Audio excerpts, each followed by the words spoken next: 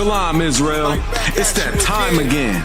The ISUPK, under Commanding General Yahanna, presents the Lord's 57th Annual Passover. That's right, the Lord's 57th Annual Passover, April 4th, 2026, in Houston, Texas. All Black, Hispanics, and Native Americans are commanded to observe the Lord's Passover. This will be the biggest Passover to date. You do not want to miss this.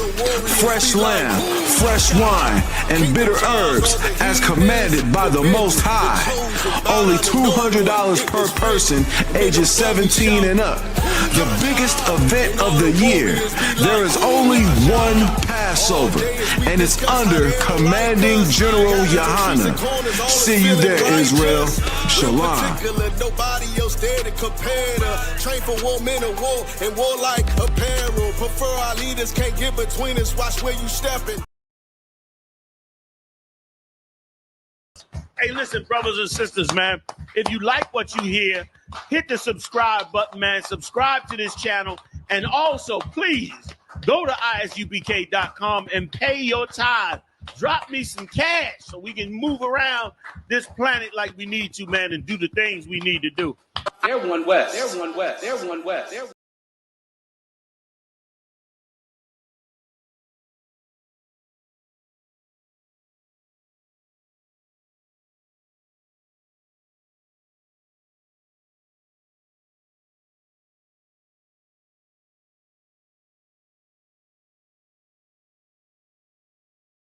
Shalom, Israel.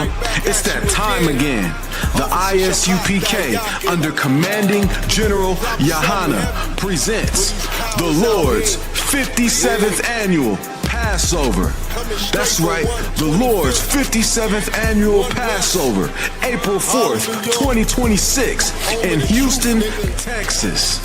All Black, Hispanics, and Native Americans are commanded to observe the Lord's Passover. This will be the biggest Passover to date. You do not want to miss this. Fresh lamb, fresh wine, and bitter herbs as commanded by the Most High. Only $200 per person, ages 17 and up. The biggest event of the year. There is only one Passover, and it's under Commanding General Yahanna. See you there, Israel. Shalom. Nobody else there to compare to. Train for war, men of war, and warlike apparel. Prefer our leaders, can't get between us. Watch where you stepping.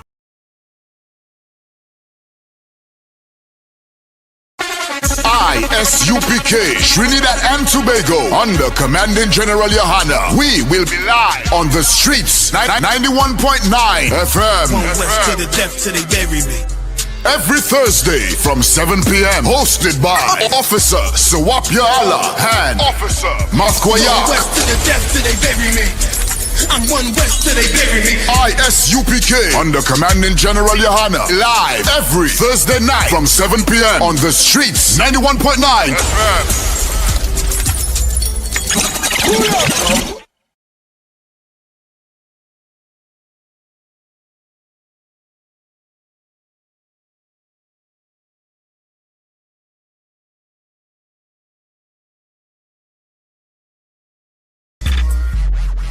Yo, Lot.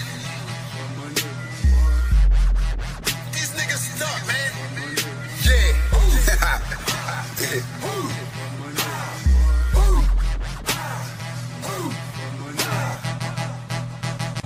Wow.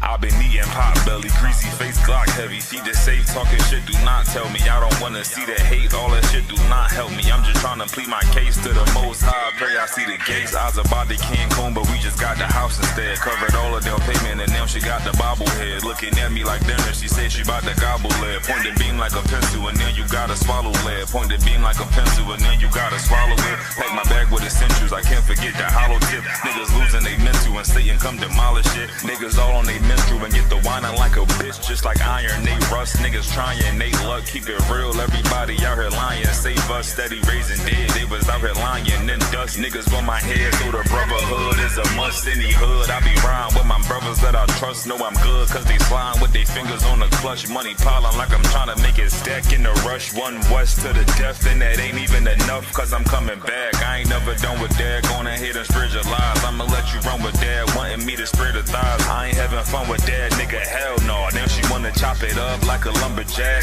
Got some exes popping up, trying to run it back. Want me come and hit the hole like a running back. If the Lord take a soul, ain't no coming back.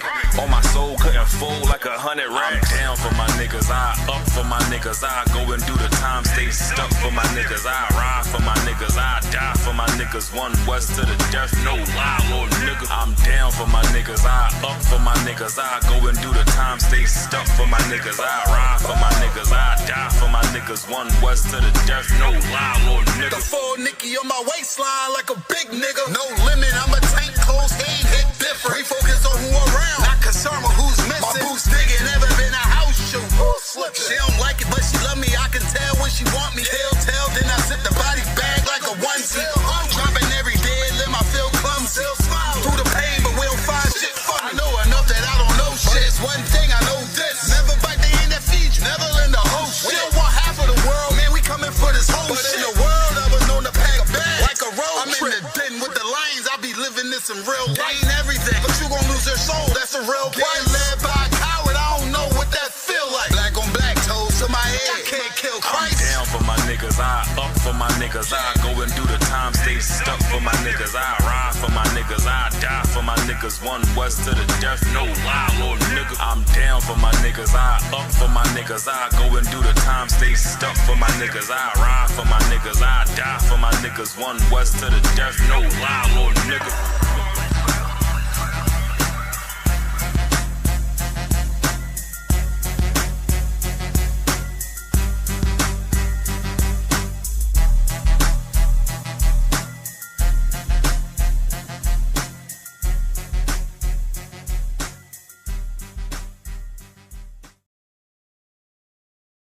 Shalom, Israel. It's that time again. The ISUPK, under Commanding General Yahanna, presents the Lord's 57th Annual Passover. That's right, the Lord's 57th Annual Passover, April 4th, 2026, in Houston, Texas. All Black, Hispanics, and Native Americans are commanded to observe the Lord's Passover. This will be the biggest Passover to date. You do not want to miss this. Fresh lamb, fresh wine, and bitter herbs as commanded by the Most High. Only $200 per person, ages 17 and up. The biggest event of the year. There is only one Passover, and it's under Commanding General Yahanna. See you there, Israel. Shalom. Nobody else there to compare to. Train for war, men of war, and war like apparel. Prefer our leaders, can't get between us. Watch where you stepping. Just when I think you couldn't possibly be any dumber, you go and do something like this and totally redeem yourself. Ice raids crazy. Ice raids crazy. You've seen them ice raids lately. Ice raids crazy. They kidnap men and the ladies. Ice raids crazy. And separate them from they babies. Ice raids crazy. Ice raids crazy, tearing up dreams in the night, kicking down doors, flashing light, causing fright. Mama in the kitchen, baby crying in her arms. Agents storm in, yeah, they sounding their alarm. Who the real criminal when they snatching up the meek? Chains on the innocent, silence on the weak. They call it law, but I call it co-abduction. Ripping souls apart, yeah, that's government corruption. Land of the free, man, that's a contradiction. Cause freedom got conditions in this twisted jurisdiction. White man came, took the land, drew borderlines. Now they calling Mexicans illegal, that's another crime. Ice raids crazy, kidnapping in broad daylight. Separating families, that's wrong, it ain't right. Tears on the pavement, kids with no translation. America preach love, but they practice damnation. False news paint black and brown faces as a threat. But we the hardest workers, bleed sweat, living in debt. Building Building skyscrapers, mowing lawns and serving plates. The same ones they hate keep America great. It's hypocrisy with badges, patriot disguise. Call it national security, but it's genocide. Stolen land, stolen lives, stolen pride. The truth don't hide, it bleeds from the inside. Ice raids crazy. Ice raids crazy. You've seen them ice raids lately. Ice raids crazy. They kidnap men and the ladies. Ice raids crazy. And separate them from they babies. Ice raids crazy. Ice raids crazy. Propaganda so sick. Fox News talking lies, playing politics. They say protect the border, but they guarding the ghost. From Tijuana to Texas, it's stolen land coast to coast. You can't deport the people from their native land when your racist flag flew in with a bloody hand. Cages and babies, what kind of nation is that? The cries echo loud, but they turning their backs. If the law is unjust, then justice ain't lawful. A badge on your chest don't make you Godful. They label them illegal, man, that word is obscene. Remember the first these were wigs and they called it the American dream. Ice raids crazy, it's a modern day lynch. History repeats, America don't flinch. Ripping roots from the ground, they call it immigration. It's really reincarnation of colonization. They say we all human, same blood, same beat, but they judge by the border and the color of your feet. No heart, no mercy, no ounce of grace. Just politics of fear in a racist face. From Rio Grande to the California coast, they hunting my people, good people, ghost of the ghost. Black and brown unity, we all grew up. If you don't like it, take your dog ass back to Europe. Ice raids crazy. Ice raids crazy. You've seen them ice raids lately. Ice raids crazy. They kidnap men and the ladies. Separate them from they babies. Ice raids crazy. Ice raids crazy. Ice raids crazy. You've seen them ice raids lately. Ice raids crazy. They kidnap men and the ladies. Ice raids crazy. And separate them from they babies. Ice raids crazy.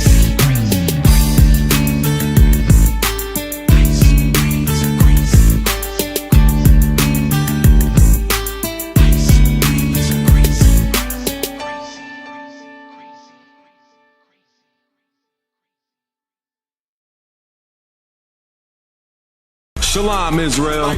It's that time again. The ISUPK, under Commanding General Yahanna, presents the Lord's 57th Annual Passover. That's right, the Lord's 57th Annual Passover, April 4th, 2026, in Houston, Texas. All black, Hispanics, and Native Americans are commanded to observe the Lord's Passover. This will be the biggest Passover to date. You do not want to miss this. Fresh lamb, fresh wine, and bitter herbs as commanded by the Most High. Only $200 per person, ages 17 and up. The biggest event of the year. There is only one Passover, and it's under Commanding General Yahanna. See you there, Israel. Shalom. Nobody else there to compare to. Train for war, men of war, and warlike apparel. Prefer our leaders, can't get between us. Watch where you stepping.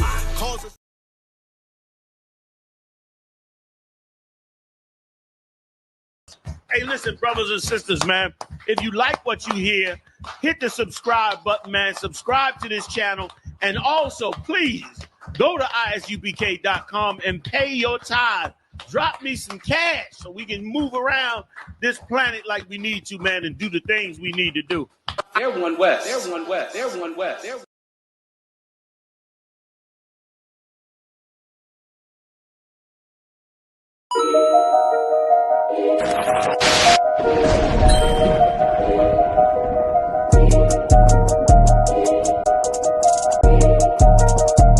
They need food, housing, clothing. They need counseling.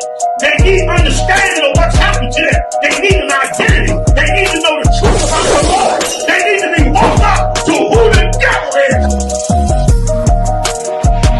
That's right. White man. That's what the hell they need.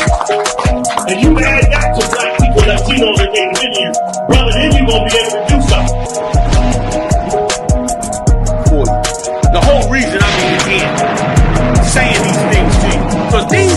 supposed to show you and give you hope. It's supposed to make you say to yourself, you know what, we got a kingdom coming. You know what, the Lord's judgment is coming. You know what, let's change our life.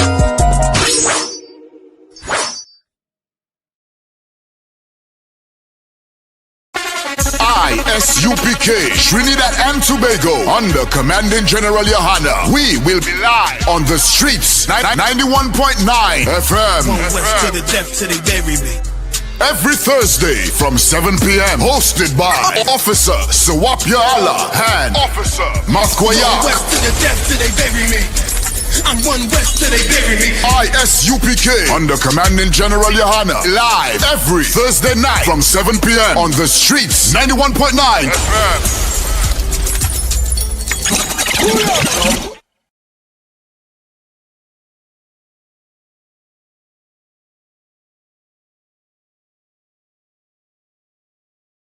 Shalom, Israel. It's that time again.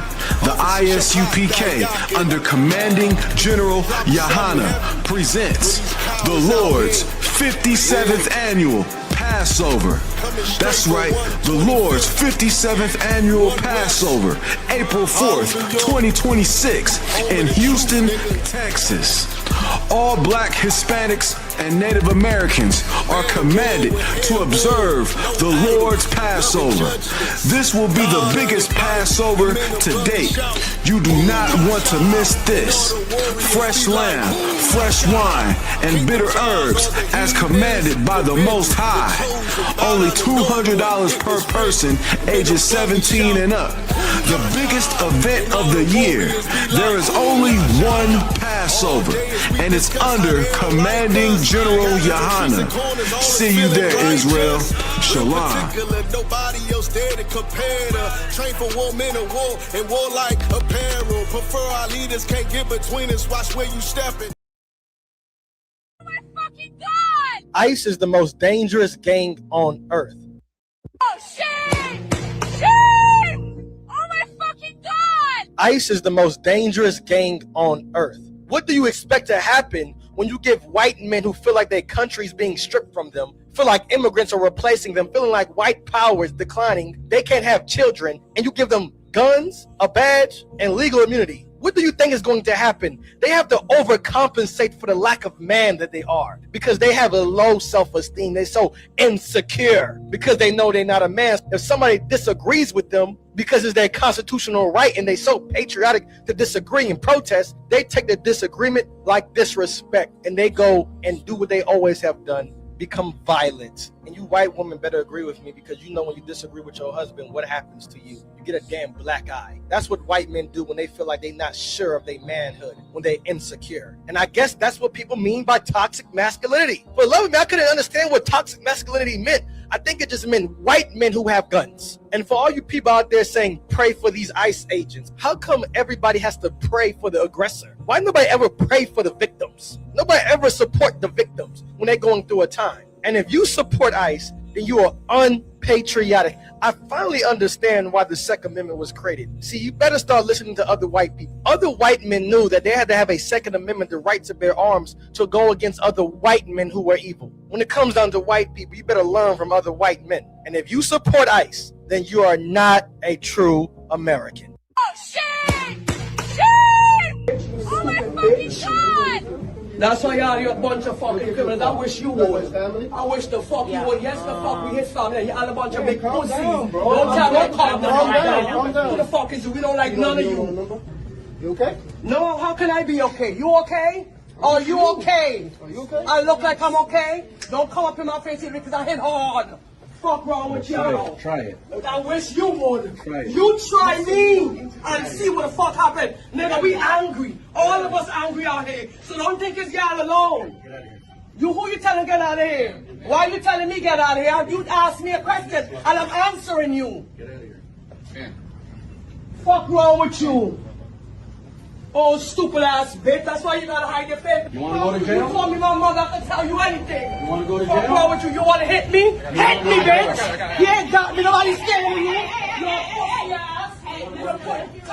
Come. I done friends all dressed up. Me and you go fight, you pussy bitch. You a pussy bitch. That's why your kids them don't like you. And your wife is fucking on you.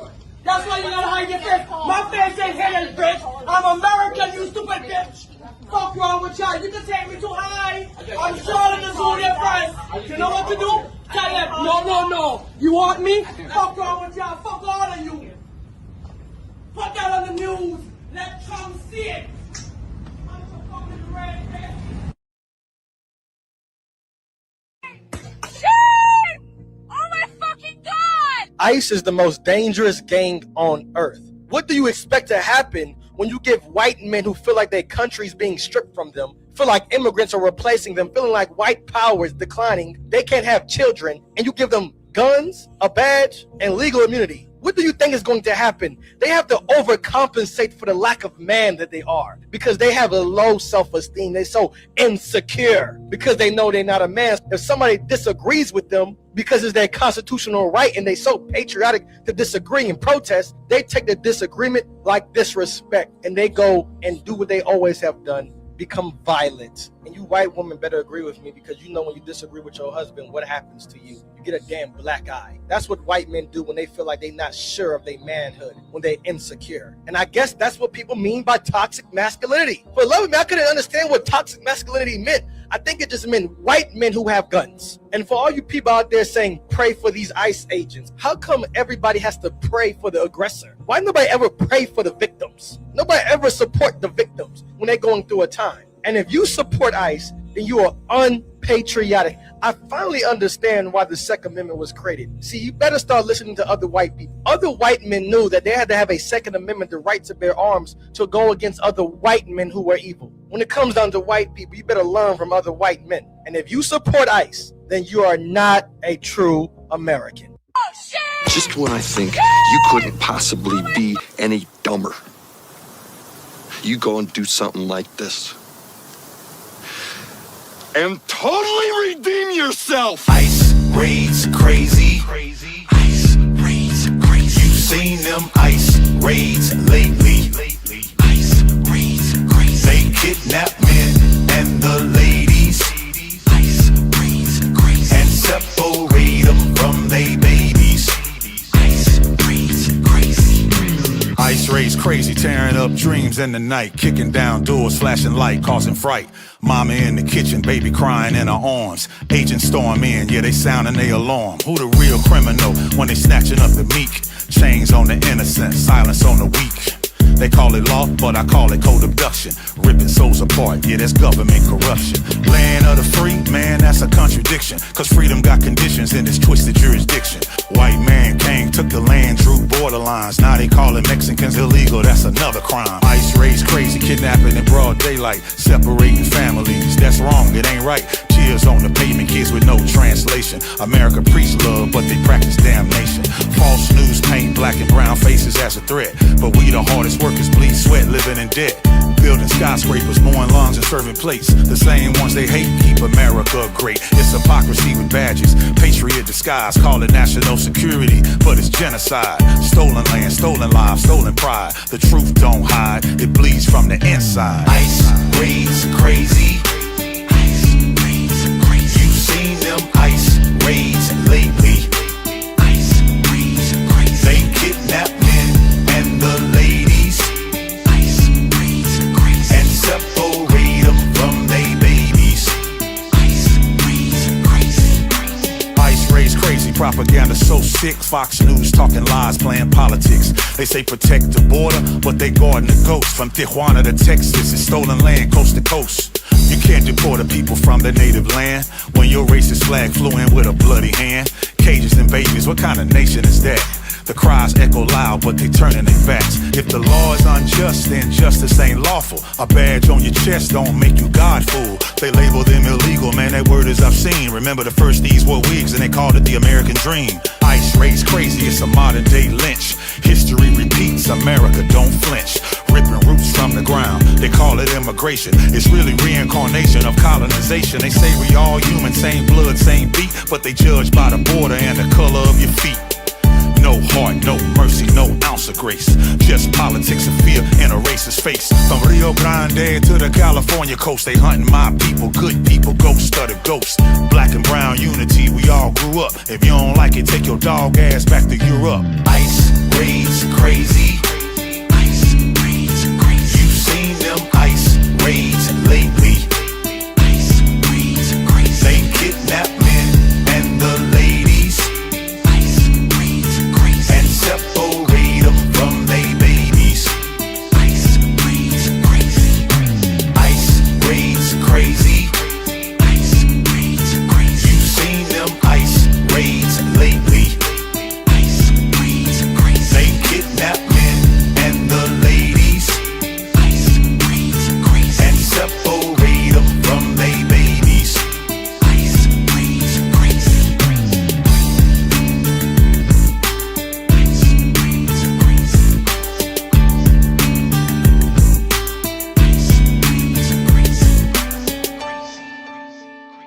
Shalom, Israel.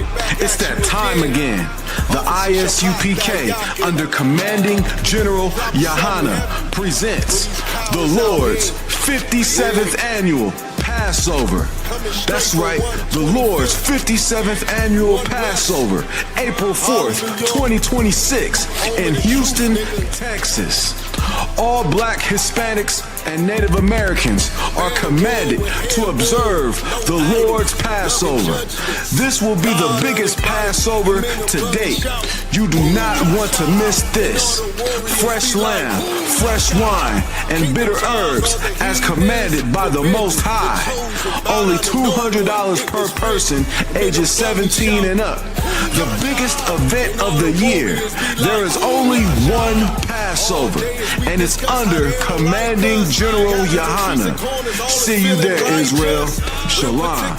Nobody else there to compare to. Train for war, men of war, and war like apparel. Prefer our leaders, can't get between us. Watch where you stepping.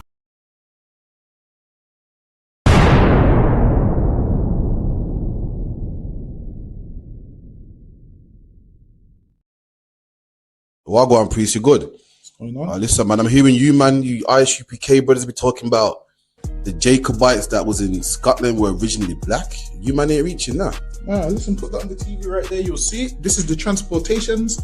If you look right there, it will let you know. Robert Adam, brown. William Bow, black. Dougal Campbell, brown complexion. Black, brown. I see brown, black, brown, black, brown. This is all the Jacobites that was shipped out of places like Ireland and so forth. This is the transportations. Right. So this is giving you the complexion of the Jacobites that was shipped out of these places to Barbados and other islands in the West Indies. Yo, that's mad. So it's saying what? Robert Adams was a labourer and he was what? Brown faced. William Bell was what? Black, curled hair. Damn. That's deep, man. Which means what as well? Which also means black people was in Europe. Why? Because they ruled the Dark Ages. So that's why they was in Europe. You man are cold at history, man. All right, man. Shalom.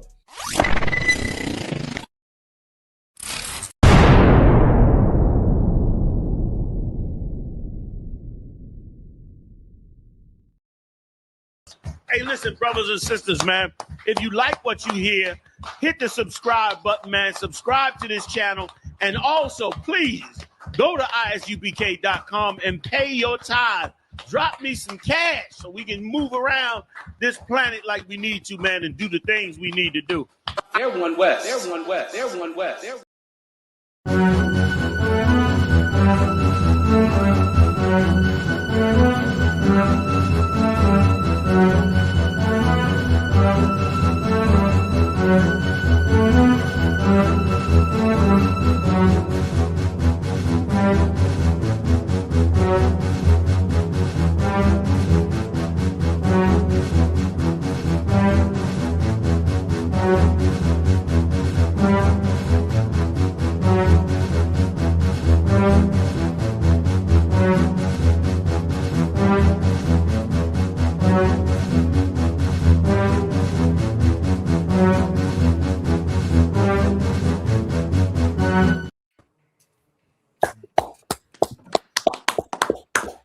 Y'all some shot with the thumb.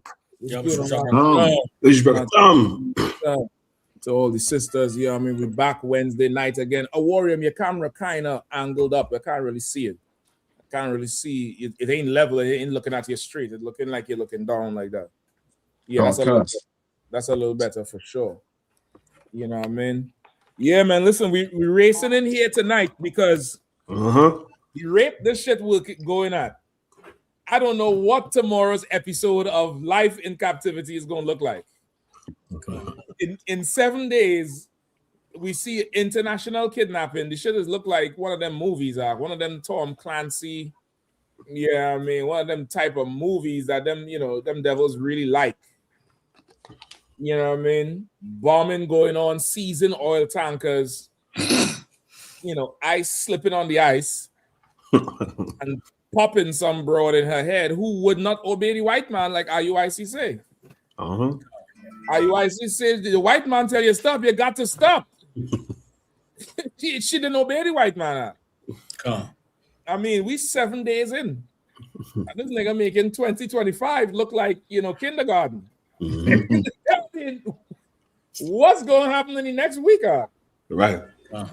Listen, like how the general always say, lay up thy folly ground. Like the Christ is on his way. That's what I'm saying. Right.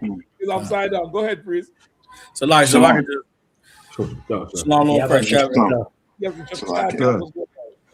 if I could, sir, all of this started back on Friday when the Republicans in Congress decided to release the deposition of John, I think his name Joseph or John Smith, who was the lead investigator and prosecutor of Donald Trump 2 years ago on that case of him taking files from out of the White House down there at Mar-a-Lago.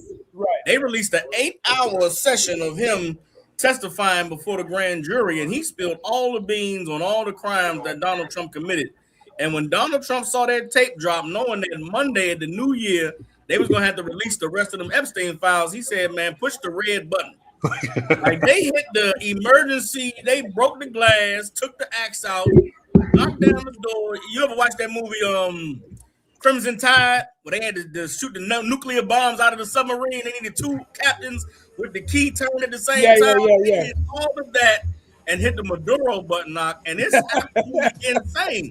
Whatever's in them Epstein files, they are deathly afraid of the earth seeing him blowing Bill Clinton, him with teenage young little girls from them pageants, and they said we cannot allow the earth to see the real us, so let's go ahead and show them the real us. Salaki, if I could. Listen, like because I said earlier, it ain't the Epstein files no more; it's the Donald Trump files. Epstein is a co-actor. He got best supporting actor at this point. Right. The movie is really about Trump. That's what he's really about. Yeah. Just after what you were saying too, you all heard that what's his name? Epstein is somewhere in the Iran-Contra scandal. Sir. I hear all the way in there too. You know what I mean? And they say now that was just the beginning of him, you know what I mean, coming in and being a major player. You understand? You know what I mean? And they say with him, he used to just follow the money. Wherever the money is, that's where he's showing up. You know what I mean? And as you're saying, they're afraid of what's in the Epstein file because right now they're not saying nothing about that. Which means America is run by one party. And that's the small hats. Salakia. Yeah. Come on, if I may. Come on, Cap. And they better be careful because, like Captain Sakawar said, that red button, Donald Trump got another red button too. It's called the nuclear football. And and y'all keep pushing these Epstein files to come out. He might just go ahead and say, you know what, open the damn suitcase. Open the suitcase. And it was something. If you white people are so insistent on these goddamn files, I am going to make sure that I'm going to get rid of me, you, and the file. You know how white men are. You know, a white man loses his job, and he go home and kill his wife, his kid, and the family. So, I mean, this is not far-fetched at all. We got a man sitting in charge of the nuclear football that, you know, it ain't no telling what he'll do to not show what they got going on. And I think both parties is on these files. Yeah. I think both parties on these files, and I think the level of depravity and evil is I'm trying to imagine, like, of course they nasty, but I'm trying to like put in my mind, like, what are they on camera eating children? Like, what is it? Are they on camera pulling babies apart, like, you know, beast and eating children? Like, it got to be something that is past the realm of sexual. It has to be something like that where it's past the realm of sexual, because we know white men are pedophiles and they have a proclivity for those type of things. It has to be something that if we see this, the world gonna be like, these are the people that these Hebrew Israelites are saying is the devil. It has to be something like that, where it's like, after this, these niggas the devil, and they belong in cages. It got to be something like that. 100%. Like, because you trying to figure out what is on them files, brother. If you knew, you'd probably lose your mind. Yeah. If you would see even 2 minutes of it, you would be sick. Like, okay, I damn near would imagine the effect would be where, I know some of you brothers on here might remember. You remember back in the day where they had the Banned in America videotapes? Banned in America, and they would show all them beheadings and it was real gory stuff. This is before the internet showing everything. This is when, you know, they're showing this, you know, the Arabs is executing somebody, stoning them to death or shooting them in the head with an AK, and it was the first generation of just gore, you know, the appetite for gore. And at first, the Arabs was dropping the cage in the water. Dropping all kind of. I think this is before that. It had people in the cage that was drowning them. Oh, this is even before that. This is, I mean, bloody galore. Yeah. That initial shock factor that would just turn your stomach, I would imagine it's 10 times worse than. Come. If I could, Cap, if I could pull a scripture, Job chapter 30 and verse 5, right? It describes what happened in the former time when the truth and the reality about these people was found out by the other nations of the earth, and how they were driven from among society and driven from among people. Like, what they are afraid of, what we're seeing is a people who are afraid of accountability. They are afraid of the earth seeing their true nature and knowing just how monstrous and debaucherous they really are. And they would rather burn the earth and be king of the ashes than to be known for who they really are. And Job chapter 30 speaks about a people that lived on the earth, and they were so base and so beneath everyone that they got driven from society. You read in the Bible the curse that God put on Cain, and that Cain would be driven from the face of the earth, and that, you know, Cain was afraid that what is going to happen when other people find out I'm the murderer? They're going to unalive me. They're going to kill me. And the fear was very real. And the Lord said to Cain, whoever lay a hand on you, they're going to be punished sevenfold. Well, the white man knows the evil that he's done, and he knows how diabolically he's lived. And he's deathly afraid of the rest of the earth finding out his true nature, and because of the consequences that comes from it. Sawab, you got it. Job chapter 30, verse 5. Read verse 5 and 6. Can't answer. Book of Job, chapter 30 and verse 5. They were driven forth from among men. They cried after them as after a thief. They were driven from among men. They cried after them as they cried after a thief. Meaning what? What happens when you find a thief? You chase them down and go to bring them to justice. You go and bring that chief and bring that thief and teach them, we don't allow thieving in our society. We don't allow you to steal and rape and do abominable things. So they ran after these people. Where did they go? Keep reading. To dwell in the clefts of the valleys, in caves of the earth, and in the rocks. They were driven from among society, and they were driven to live in caves and in mountains and hidden from the sun, to where the sunshine would not touch them. That's where they went to live, to flee from the people. Keep reading. Among the bushes, the braid under the nettles, they were gathered together. They didn't have houses. They lived in the bushes. They brayed under the nettles, meaning what? They gathered under the thorny bushes. This is these are the people that lived in the Caucasus. These are the people who were eating out of their grandfather's skulls. These are the people who had tails and used to walk on all fours. This is the nature that they don't want you to see. This is the reality of them that they don't want the earth to remember. Read the next verse. Can. They were children of fools, yea, children of base men. They were viler than the earth. That is what is revealed in the Epstein files. Right. You understand that these are the base people on the earth. They are viler than the dirt. They are lower than the scum, lower than the dirt. The most horrible, trifling, disgusting, abominable thing you can imagine, that is what is in those Epstein files. And they want desperately to be seen as dignified and honorable. I've been watching these interviews, the things that they are saying and the pride that they are taking in being the most terrible, fierce power on the earth is exactly what the scripture says about Esau. That's right. And they are fully standing in their spirit. And when the Lord visits this place and destroys them, the earth is going to not care. The earth is not going to cry. Nobody's going to feel bad. It's going to be like, damn, justice is being served. And everything the Lord said would come to pass before Christ's return is happening. We living in the days of the manifesting of the man of sin, the son of perdition. You understand? Right.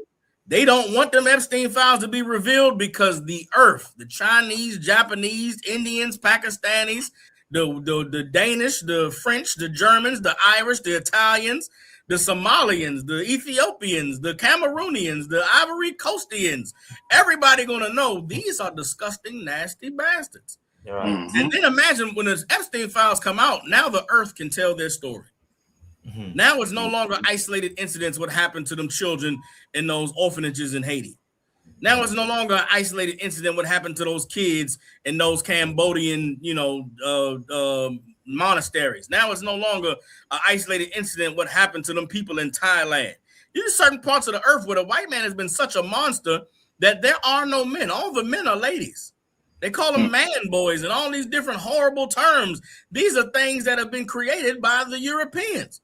The Epstein files come out, the earth is going to know that the Bible is true and every man is a liar. And the Lord warned us a long time ago that this is the true nature of these people. And no one has been saying it except for the ISUPK since 1969. That's right. Like it, sir, are you? Yeah. And what you bring out is, it's heavy. You all remember, what's his name? Giuliani wearing the dress? So now you can imagine when the camera's off, what'll be going on. You know what I mean? Like, Like, it's real bad when you really think about it. You know what I mean? And the more and more, things like this come out, the more and more, the truth, is going to shine in this place. You know what I mean? Like a bright light. You understand? Why? Because Donald Trump, America, you understand? They're showing you who they really are. You know what I mean? According to this Bible. Give me Genesis. I think it's Genesis 25 and 41 or Genesis 27, where he said when Esau went to ask his blessing. You understand? And I believe it was is Abraham or Isaac? As Isaac, yeah. Isaac told him, this is how you're going to live. You understand? Now it's in the open. Now you're seeing it. Now it's clear as day. This is how the white man is living. It's not because he's smarter than you. If he was smarter than you, he would have been doing a better job running this earth. He's not smarter than you. He cannot run anything. You understand? And that scripture in Ecclesiastes that says, I see servants upon horses. A servant don't know what to do on a horse. He don't know. The white man, he was created to serve us. You understand? Not created to rule. He wasn't created to rule. He was created to be a servant, just like these other nations. You understand? And now you see a servant sitting in the seat of rulership, and you seeing the disaster that comes with it. You understand? Who got that one for me? The the book of Genesis, chapter 27 and verse 32. And Isaac his father said unto him, Who art thou? And he said, I am thy son, thy firstborn Esau. Right. And you clearly could read the story about Esau, about how he gave up his birthright, and it fits exactly with the white man. Verbal agreements. He don't hold to verbal agreements. He don't hold to no contract. He created the UN and created the rules in the UN so that the earth don't go to war again, and he breaking all the rules. All the rules he's breaking. You understand? It's clear as day. And now Esau is now coming for a blessing he gave up for his belly, just like the white man. And you're watching a nation that is falling, and it's desperate to keep, you know what I mean, that spirit, that hegemony over all the other nations. You know, Lord bless you until you will be above all nations. Well, he's fighting to be above all nations right now. And it's like a dog. When you corner a dog, the only other thing for that dog to do is what? Try to bite his way through. And that's what you're seeing. He's trying to bite his way through because China and Russia have him cornered. You understand? Have him cornered. And he's going to show his head. You understand? Read on. Can. And Isaac trembled very exceedingly and said, Where is he that had take venison and brought it to me? I have eaten of all before thou camest, and have blessed him. Yea, he shall be blessed. Right. And that's Jacob. That's Israel. You understand? We the salt of the earth, man. Right. We the salt of the earth. Go ask them small hats. You understand? Go ask them to go run a race here. Go do it, some type of sports. Go play basketball. Go do something. Ain't nobody coming in to watch no, you know what I mean, small hat bounce no basketball. They can't sing. They can't do anything. All they could do is rob and steal. And you understand? And then play victim to the earth. You understand? And now you'll see. You're going to read about them here right now. Read on. Can. And when Esau heard the words of his father, he cried with a great and exceeding bitter cry. Just like a spoiled child. Right. You understand? Like a child. So if you can't play the game, nobody can play the game. If nobody wants to be on the American dollar, then there'll be no earth. Just like a child. He can't take his losses. You lose, you give it up. Right. You understand? Jacob done trick you. You give it up. And the Lord had it that way. Come on. Can. And he said unto his father, Bless me, even me also, my father. Now read on. And he said, Thy brother came with subtlety, and had taken away thy blessing. Yaquab him. You know what I mean? Outsmart him. You understand? But the Lord had it to be like that. And he gave it up. He gave up his birthright. You understand? Read on. Can. And he said, Is not he rightly named Jacob? For he... Go ahead. Can. For he had supplanted me these 2 times. He took away my birthright, and behold, now he hath taken away my blessing. What did Donald Trump say? What did Donald Trump say about the Venezuelan oil? That's my oil. That's not your oil. That's not your birthright. Right. You gave it up. It's done. What you talking about? The oil belongs to the Venezuelan. Read on. Can. And he said, Hast thou not reserved a blessing for me? And still Isaac... He's still begging. Read on. Isaac answered and said unto Esau, Behold, I have made him thy lord, and all his brethren have I given to him. And this For is the oppressor. servants, Oh, this is the oppressor right here for you. He knows if he doesn't keep his foot on our neck, he knows he's going to have to serve us. You think he worried about China? You think he worried about Russia? No. His problem is what he going to do when he go to war and this nation start rising. So guess what? We got to stop them from making children. We're going to have to start kicking these Hispanics out. We're going to have to start making them the problem. You understand? We is what they focus on. Right. You understand? They're worried. Too late, though. Too late. Read on. Can. I have gave to him for servants, and with corn and wine have I sustained him. Right. And Skip me what down. For time's sake, just skip me down to when he blessed him. He say, you know, I mean, how he was going to, I think it was 45 or 43. 40 from 40, sir. Go ahead. Can. And by thy sword shalt thou live, and thou shalt serve hold on. Don't rush over that because they're Christian church. Trust me, the pastor, he telling them everything gonna be okay with the oppressor over top of them. But he ain't telling them who the problem is. Why you having all these arguments in your house? Why you and your brother fighting? You don't understand it because your preacher's doing a horrible job. You understand? They're not explaining the Bible how it's supposed to be explained to you. They're not teaching in the Bible. You understand? You're going to be taught today. You understand? And you're going to know that the white man is the devil the Bible speaks of.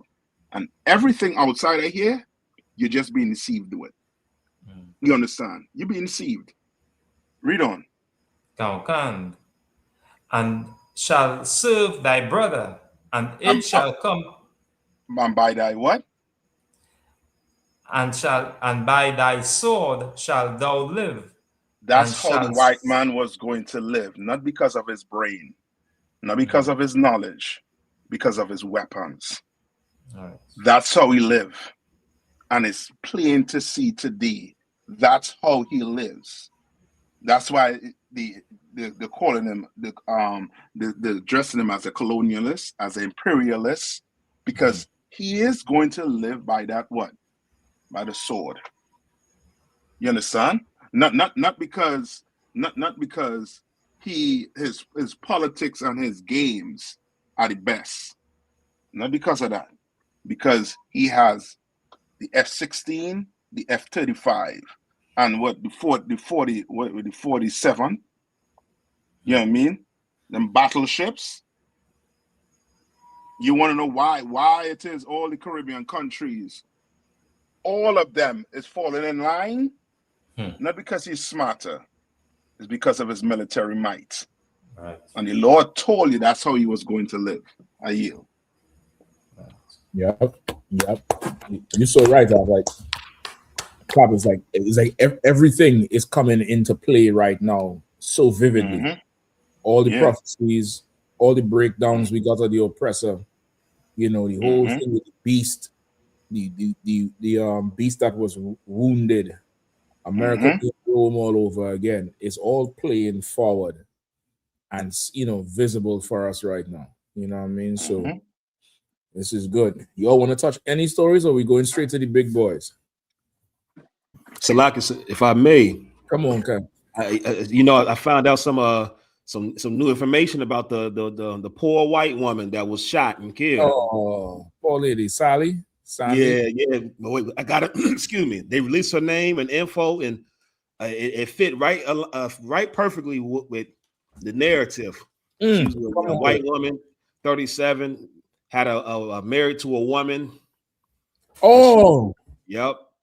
So the broad that ran to the car, that's her woman? They said that was her partner that was out there. I think that broad jumped ship when she see them ICE agents. I think she was in the damn car and she got out the damn car. Right. She see them ICE agents coming. She's right. She ain't with it. She's like, I want the ones with the veins in it. She jumped on down car. Yeah. Good night. Yep. So she was really you know, she really was a terrorist, just like Ashley Babbitt. It's crazy how this happened. You know, a day after the 5-year anniversary of January 6th, the insurrection. Right. Because that white woman, Ashley Babbitt, was a terrorist too. She Right. stormed the Capitol, and see, this is funny how the Lord is showing both sides are exactly the same. That's it. 5 years ago, January 6th, it was a Republican woman that stormed that Capitol and was a terrorist. And you Republicans said she was a victim. You didn't back the blue. You said the police officer was a murderer. You understand? That's her right there, terrorist. Goddamn treasonous, violent thug, criminal, terrorist. The world now that she's not here. That police officer was a hero. But you Republicans rally behind this terrorist. Fast forward, now we have another white woman on the other political side, and she too is a terrorist. I think being a terrorist is just white culture. That's it. I think being a domestic terrorist and hating law and hating authority and not following, not complying, I think that's your culture, because we've seen it from both sides. And then we see the hypocrisy. Each time the side turns on what they claim to believe in. It's like when she stormed the Capitol, you Republicans, you claim to back the blue. You didn't back the blue. You backed the domestic terrorist. Well, now this and you Democrats, you back the police. Now that this terrorist right here, she's a Democrat and she got killed, you Democrats are not backing the police. You're backing the domestic terrorists. Everything you just claimed the Republicans were doing. So really, the Lord is showing a white culture, American culture, is a cesspool of hypocrisy, evil, of lawlessness and disorderly behavior. And we should separate ourselves from this place so we be not partakers of Ashley Babbitt's sin and Renee Good's sin and the more domestic terrorist sins that's coming, because for surely this place has no morality. Salagia. Copy, on mute. You mute yourself. Salakia. Kazak, I think you are 100% right with that one, because at this point, it's damn near like America is such at a crossroads. They're going to have to decide which side they're really on, because how can you pick a side? If you say she was a victim, then ICE is absolutely wrong. Yeah. And if you say she was a terrorist, then you're saying, you know, she deserved to get shot. So what will be the result of this thing right here? How will they talk about her? Will they call her an animal who wanted to kill this cop and take him away from his father, from his sons and daughters and children? Or will they say she was a law-abiding citizen minding her own business and she was gunned down with no remorse by a rogue law enforcement? How will the chips fall? How will the chips fall? I mean, this one here, brother. I mean, I'm waiting to see it. It's like not to be long-winded. I'm reading the comments on all the videos. These oppressors are split down the middle. It's just like when this happened with Ashley Babbitt. Right. White people are, it's like such a visceral division that they calling for civil war already again. straight up and down, Cap. They in the comments calling for a civil war. The Republicans saying, to hell with Minnesota. We don't need you. They said, get rid of Minnesota, get rid of California. You understand? They already drawing the lines to where it's like, you know what? We ain't really all one nation under God, indivisible, with liberty and justice for all. To hell with you traitors, because they in the comments saying, you know, one side is saying she's a victim. You are murderers. Even in the video, they all like murderer, shame. And then you read the other comments and they like good riddance. You are the problem with this country. And so it's like the strong division. It's like we should, Blacks, Hispanics, and Native Americans, we got to take a step back out of all their affairs, because they are imploding, and it's beautiful to see it happen. Yeah. No, you were so right. You so right. They're gonna have a hard time reconciling this one. Like it would have been much easier for Trump and Kristi Noem and all of them if this was some Latino mother or Latino man or Judite man or Benjamite man or a Hamite. This is the perfect storm would have been a Somalian behind that wheel. A Somalian behind that wheel mean, the other send a drone to Somaliland tonight to avenge that cup. But brother, a white woman behind that wheel, oh my gosh. Oh my gosh, I wonder if I could find the footage where the chief of police in Minneapolis said the victim was a white woman. That's what we know. And the way he say white, he say white like he was trying to invoke the spirit of birth of a nation on the media. He says she was a white woman. Like they really know I want to see how they reconcile in this one. There's a breach right now running straight down the middle. A whole breach with this thing here. It's playing out so good. And like you say, the prophecy is coming to pass so well. Like, what will we wake up and find tomorrow? That's a lot. Come on, Cap. Good. It's so right what you're saying. This happened in the same city that what happened with George Floyd. And Philando Castile.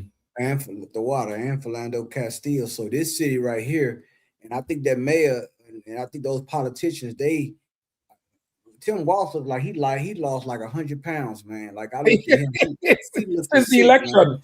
I mean, Thanksgiving. I mean, did you eat Thanksgiving dinner? I mean, the Twin City is now split. Yep. Right now.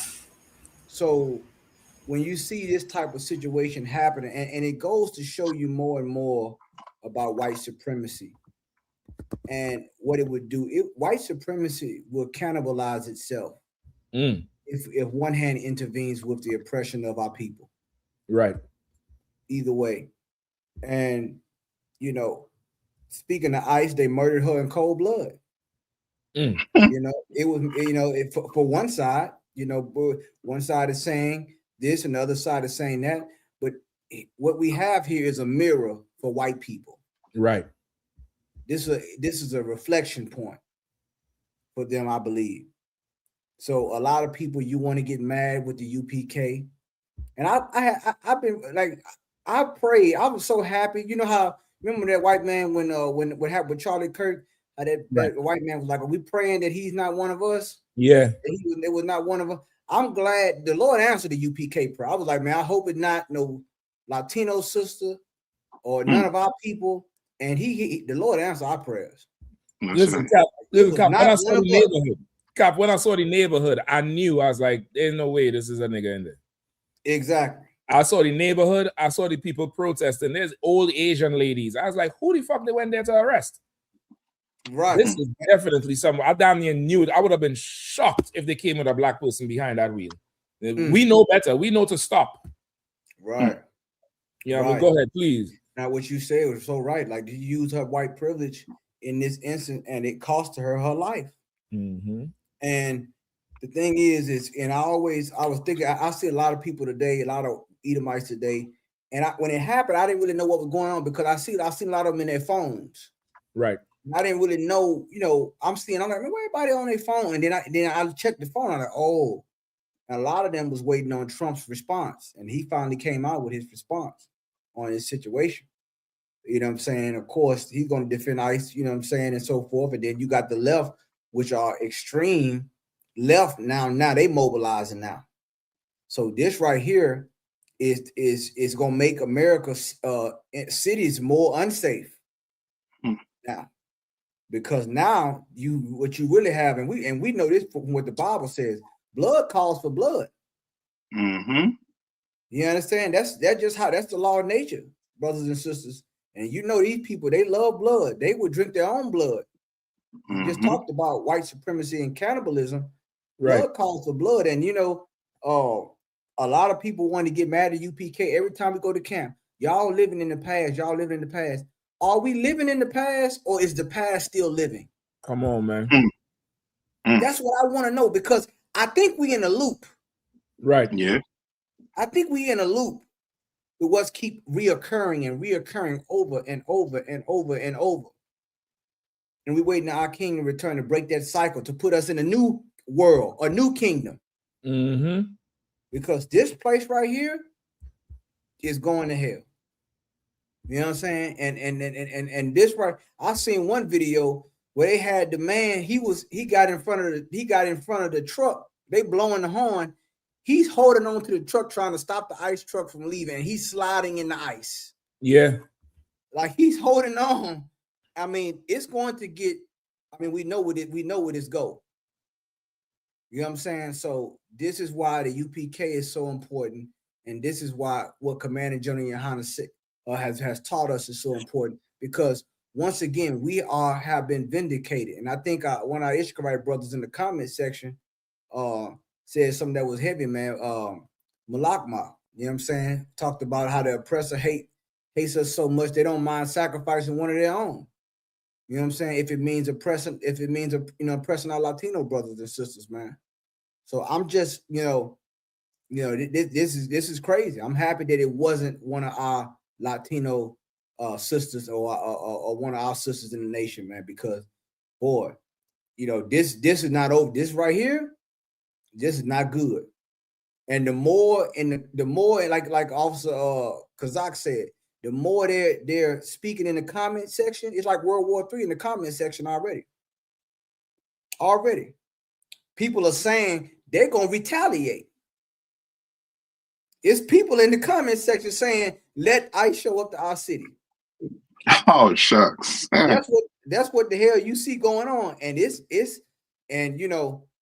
why, brothers and sisters, it's time to come into the ISUPK, come into the truth.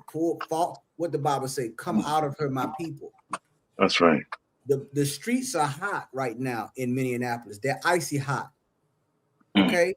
It's going there. There's no way you're going to get around this. All these things Christ said these things must come to pass. You know what I'm saying? So anytime you have the mayor of Indianapolis telling ICE, get the F out the city.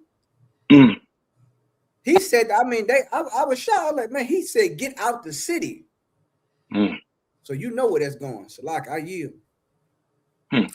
So yeah, Cap, you so absolutely right with what you're saying and how you're breaking it down. Like they don't reach a certain point where even their own actions to themselves is not making sense. Even their own actions to themselves is absolutely not going to make sense. So it's damn near a relief and a celebration that ICE did not get pushback or resistance from an immigrant, but a citizen. It's the poetry in the justice is so, you couldn't write it any better. It's like a classic case, a classic play. That one who you going for, and it turned out to be the one you're trying to protect. Exactly. It's like Shakespeare. It's Shakespearean. That's right. It's the one you're trying to protect, and the one who is the face of every white male motivation or revolution. Protect the white woman. They want the white woman. They over-sexualize this, that, the other. And a white woman, according to you, tried to kill you. According to you. Right. She tried to kill you with a Honda Pilot. Yeah. Cap. Come on. And you know what? And like just thinking about like the mask they wear, right? That ICE go out there. They always like even when they threw the tea over the harbor, they dressed up as Gadites. They didn't dress up as like they cannot, like they have to disguise themselves. They try to conceal themselves. Right. When all of these things happen. But like the scriptures say, the man of sin is going to be revealed.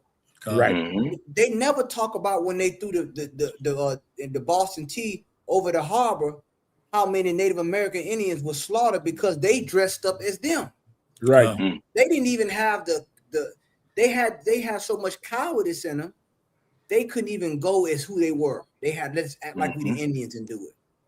When it was really caused a lot of probably Indians to get unalived as well. You know what I'm saying? But now everybody can see it in 4K now. You know, it's crazy. They try to shut the history books, but the history is unfolding right before your eyes. Yeah. Yep. If you try to imagine that you want to end all these things about race and all these things, and the Lord is putting us in the book real time. So like I yield. So like, sir, if I could, with Captain Kahan bringing out so heavy, I remember it was a tape that General Muhammad did. I know some years back when she was down in D.C. Right. A white girl came up and asked about, why we don't love this country and why we don't love America. And General Muhammad broke it down so heavy in that, the problem with white people is they don't respect anybody's humanity but their own. Right. And when you read, if I can get Psalms, the 9th chapter, we're going to read verse 15 and 16. Everything that we bringing out right now was recorded in the scriptures. And they say bullets don't have a name. Oppression doesn't have a name. You know what I'm saying? Hatred doesn't have a name. Meaning what? Meaning when you fueled by it, it's going to be unleashed regardless. Like what ICE is doing and what they've endeavored to do, it's anybody can get it. The smoke and the fire is up. If you get close, you're going to choke. If you're getting too close, you're going to get burned. You understand? And it's at that point right now where, as a result of this woman being unalived by ICE, now the people who have sat by and watched it happen when it was Native Indians and when it was Hispanics and when it was Black people, they didn't have a problem with it. Yeah, they talked about it. Yeah, they might have voiced their opinion, but it wasn't real to them. Well, now it's real to them. Now it's, you can't even exercise your freedom of, you can't exercise your First Amendment rights, your Second Amendment rights. You don't have the right to, what they call it, I think it's the Third Amendment, where you have the right to personal property. They can't just search and seize you and detain you without cause. Well, apparently they can. And if you try to drive away, that is cause for you to get a bullet. And it's cause for them to say, yeah, man, my life was threatened. And now you unalive. And so this sends a signal to now it's everybody. ICE is no longer a Black and Hispanic problem. ICE is no longer, immigration and these undesirables and these evil people that, we want to get rid of in this country. Now ICE is after everybody, and everybody feels like, and when it comes to everybody, the oppressor will not be oppressed. You understand? Meaning what? When white people get oppressed, it's the Boston Tea Party. When white people get oppressed, it's the American Revolution. When white people get oppressed, it's the French Revolution and the guillotine. It's the it's the Bolshevik Revolution, and the goddamn king and his family get brought out in the middle of the square and get hung and unalived. That's what we're about to see taking place right now. ICE is that mayor saying ICE get the hell out of the city. That's more of a warning for ICE than it is for anybody else. It's going to be open season on ICE in Minneapolis if they don't get up out of that city, because the bloodthirst of our oppressor needs to be satisfied. And once the smoke is up, once the fire is burning, it don't matter what side you want. It don't matter which talking points you pull. They have the sword, and they do not bear it in vain. You understand? If I could just get Psalms chapter 9, we could read 15 and 16. So why you can go ahead and read it through. Listen, before you start, Trooper Shakat say Satan cast out Satan. That may get out the city. Nigga, you can't prophesy against yourself. That's right. It's all right. It's all right, dog. Get the F out the city. You gotta pack up and leave first. It's Minnesota. You ain't supposed to be there. Any name of the place. Go ahead, please. The book of Psalms, chapter 9 and verse 15. The heathen are sunk down in the pit that they made. In the net which they hid is their own for taking. The Lord is known by judgment which he executed. The wicked is snared in the work of his own hands. Gone, Salah. You understand? Like, that's it. They set the trap and they got caught. That's it. They went to do something horrible and evil and inhumane, and now they're the ones who are being treated inhumanely. And it's the justice from the Lord. Salaki, I yield. And can I And say one just thing? I'm sorry. I'm sorry, Captain. no. You go ahead. I'll come in. And I'm gonna tell you something. With these people, with the technology they got, man, they had already know who this person is, man. The agent, this ICE agent, like it's so like the stuff I done seen online, like they know where these people are now. Mm-hmm.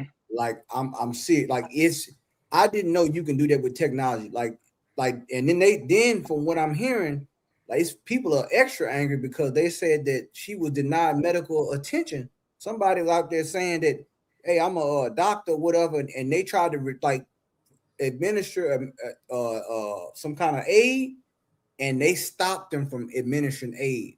And from what I'm hearing, they had a lot of stuff blurred out. But man, they blew that woman head off, man. Oh boy, they blew that woman head off. Hey, Tuaraki. Yabashima Shabaka Thumb, Tuaraki. So like, General, I was going to yield if you wanted to bring out something else, sir. No. Keep going, please. I'll jump in later. Yes, sir. Colonel McCunn. So, I think Kazak brought out about the MAGA martyr, the one that got unallowed at the Capitol, and then now the left they got their martyr now.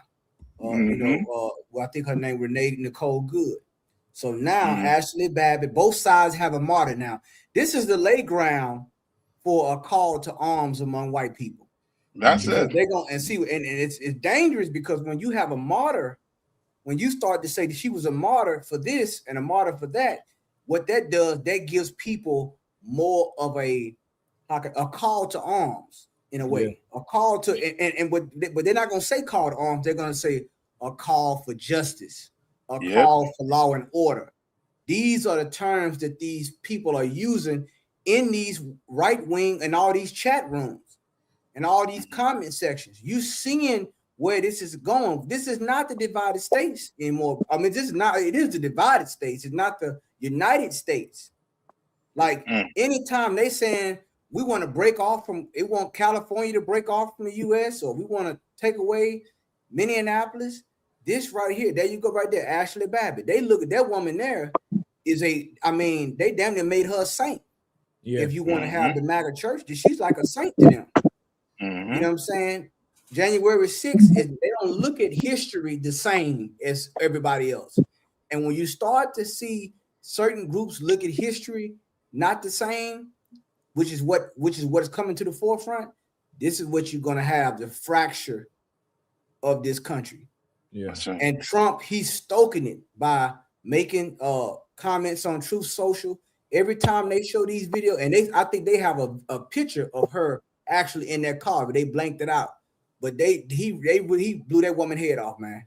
Yeah. You know what I'm saying? Well, it was like 2 or 3 shots in the head, man.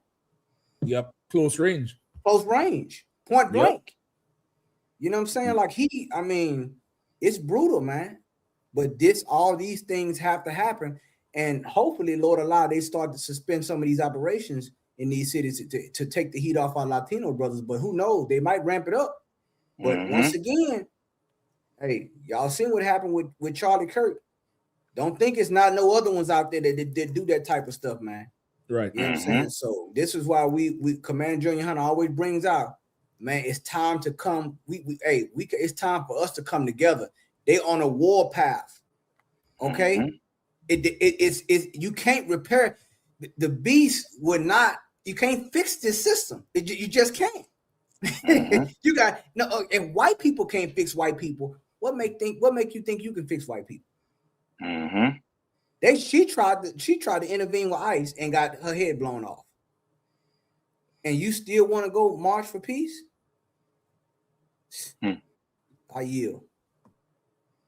Yeah, if I could, what you're saying is so true. Like that was a true display of what happens when you take the chains off your dog and let it run the streets. Yeah, that's right.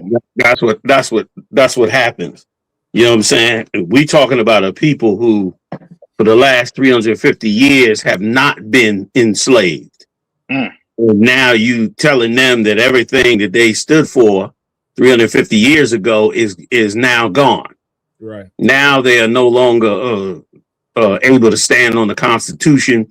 They're no longer able to have freedom of rights and freedom of speech. One of the so-called Jews came out this week and said we need to take away freedom of speech. Yep. Yeah, he said that this week. He said we need to end freedom of speech. They tired of hearing people talk. They want the slaves, aka the slaves, and all poor dark nations and poor white nations. They just want silence out of them now. They have all the power they believe they need. They just want to go on and govern the world and feed you bugs, and they don't want no more government intervention in what they're doing.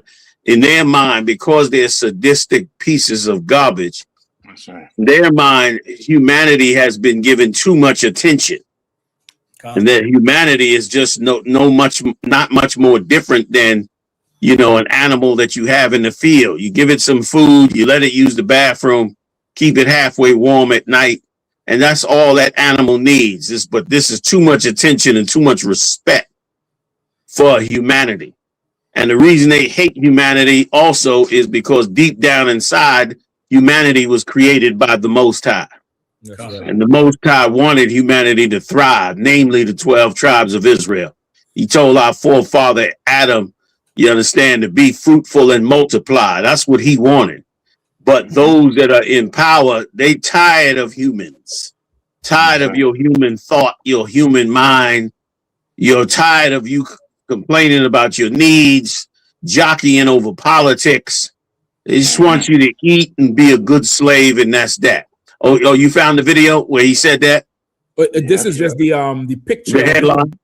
It's just like the picture of him with his statements and his thing. I didn't know if you wanted the video. I could. No, just read the statement. I can't see it from here. Can you see it?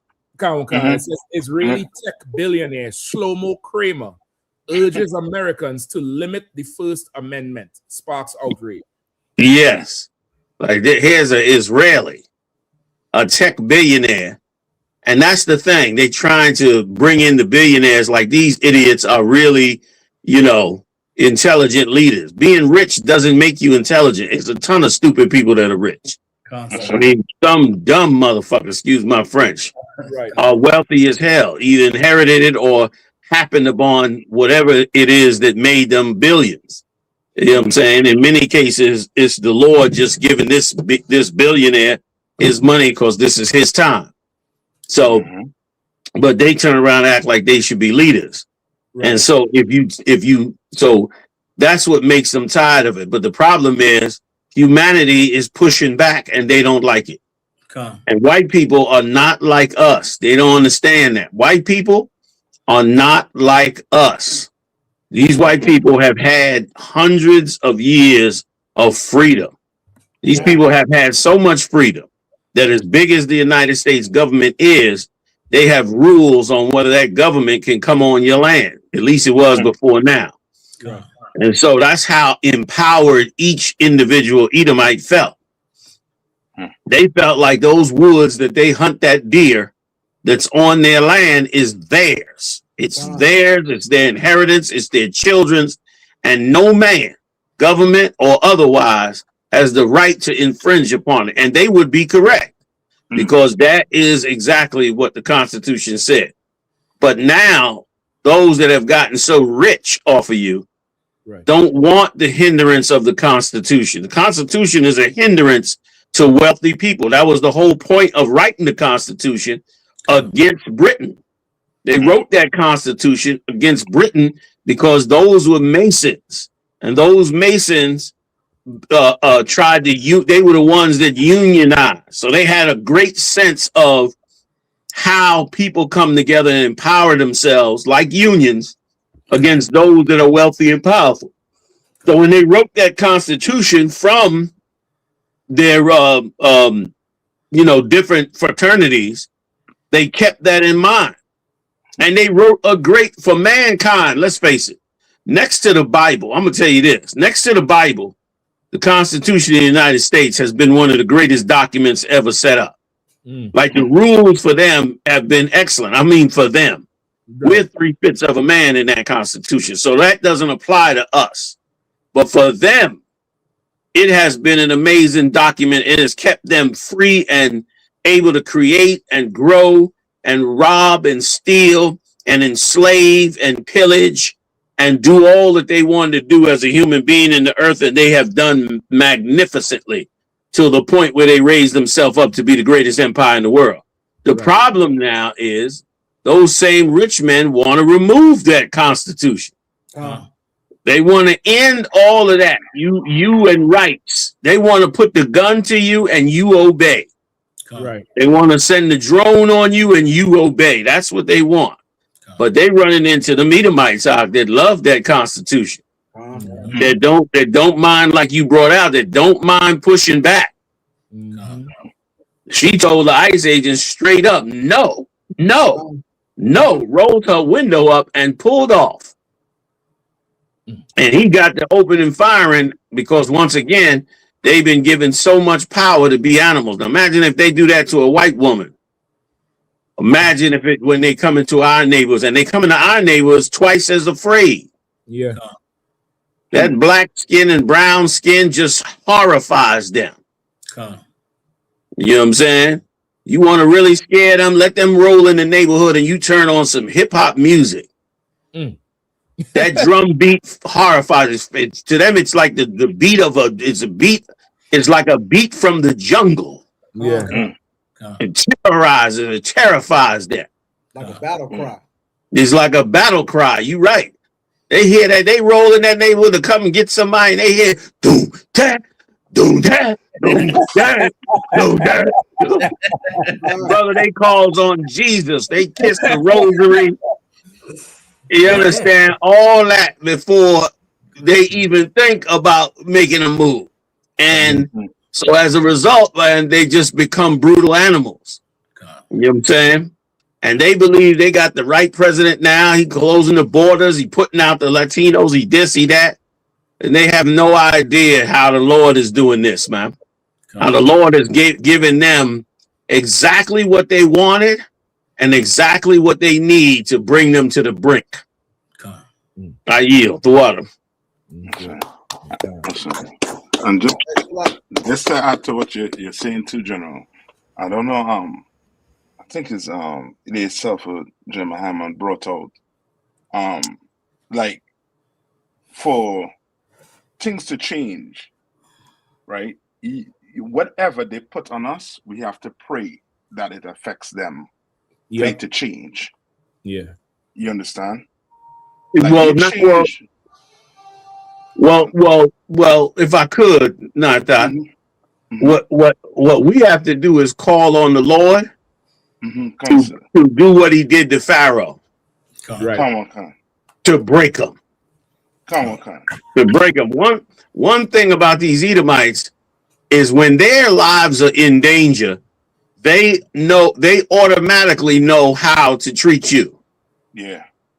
Like if you've been in the military and you've been out there in the field with them, the most arrogant white supremacists, you understand, that you've dealt with in them barracks, when you out in that bush and all of a sudden them Afghanistanians come over that hill with them AK-47s and AK-74s and they get to lighting up and them bullets get to hitting everywhere, that Edomite instantly knows how to deal with you and treat you and respect you and all that, because now he needs you to save his life. Right. And when Moses came down to Pharaoh 10 times, he came to Pharaoh after a horrible plague. And Pharaoh knew when Moses called on the Lord that the plague got stayed every time. But yet 10 times he had to stop from slaughtering us and go back and rethink himself and then go to Moses and beg Moses to stop the plague. But of course, once the plague was over and he felt safe again, then of course he never honored the Most High. That's the spirit of a heathen. So if what you need now is you need the Lord to step in and drop the plague on them. Whichever one he have in the arsenal, that makes them slow up. I remember when 9/11 first hit, I was working in Queens on different construction sites with Edomites. And brother, when the first time 9/11 hit, they were scared to go over any bridge. Edomites were stuck in Manhattan because they wouldn't drive over the Brooklyn Bridge. Wow. They was too scared somebody would blow up the bridge. Wow. And brother, the same Edomites that was the most racist to me, the same Edomites that wouldn't even shake my hand, were literally crying in front of me, expecting me to like embrace them and let them cry on my shoulder. They would stand in 3 inches away from me bawling, and I would just stand there stoic. I wouldn't be evil about it now, but I wasn't nice about it because I understood that this is what you need. You like a bad child. A bad child needs a beating to stop doing the bad thing that they're doing. Right. A good child makes a decision and does the right thing and is rewarded for the right thing. But a bad child is devious, is sneaky, waits till you're not watching, then plots against you. Right.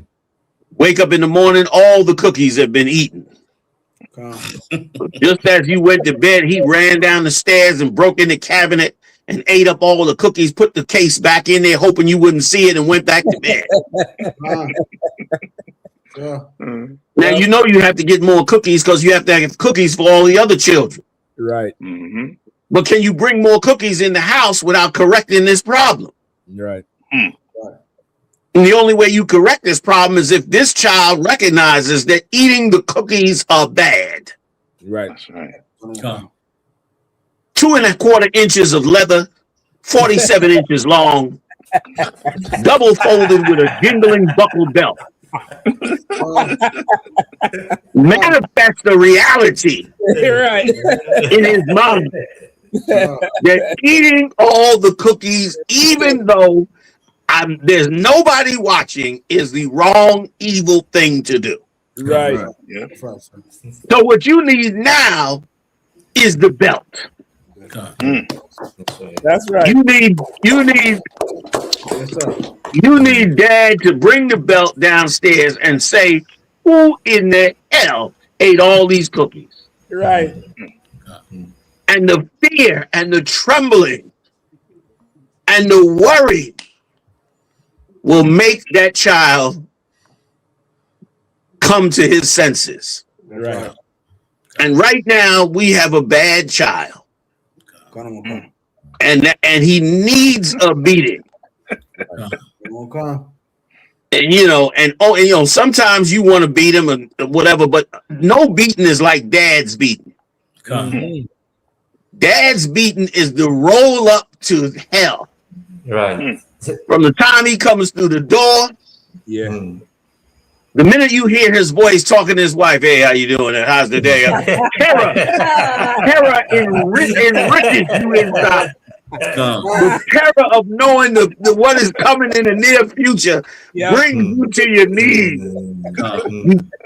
All of a sudden, you become a stellar child in doing the acrimonious things that your mother has told you to do. Yeah. Right. You taking out trash. You doing homework. You are being polite to dad. Until the moment he says, boy, I heard you was doing such and such and so and ate all the cookies. Right. You like to disappear. And that, brother, is what is needed in this time now. Like this is what this is for. This is for the Most High to step in and now give out some beatings. That's right. And in them beatings, just watch when the beatings come. Watch the Edomites treat you like you are their golden child. That's right. Like they've loved you from time beyond. We read one time, I don't know if y'all remember I'm gonna yield after this. We read one time where the Lord, where in the history records of Egypt, they treated Moses wrong. They were racist against Moses, just like they was with Joseph. Right. But when they needed Moses to fight in Sudan to stop the Sudanese from overthrowing all of Egypt, they became, worshipers of his greatness. Right.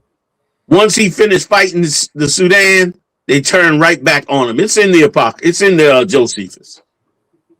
They turned right back around on him and hated him like they did before. That is what we got going on here. Salak, and I yield. Please, Doc. If I could, can I get a scripture? So Officer Hawar, he poured a scripture. I was talking about the cannibalism of white supremacy. He poured a scripture that goes into it, man. I want to say the water to Officer Hawar in the chat, man. Most time, Christ. I get Isaiah chapter 49 and 26. Oh, I'm sorry, you can start at 25. And that's so heavy when you brought out about 9/11, because I remember being in school.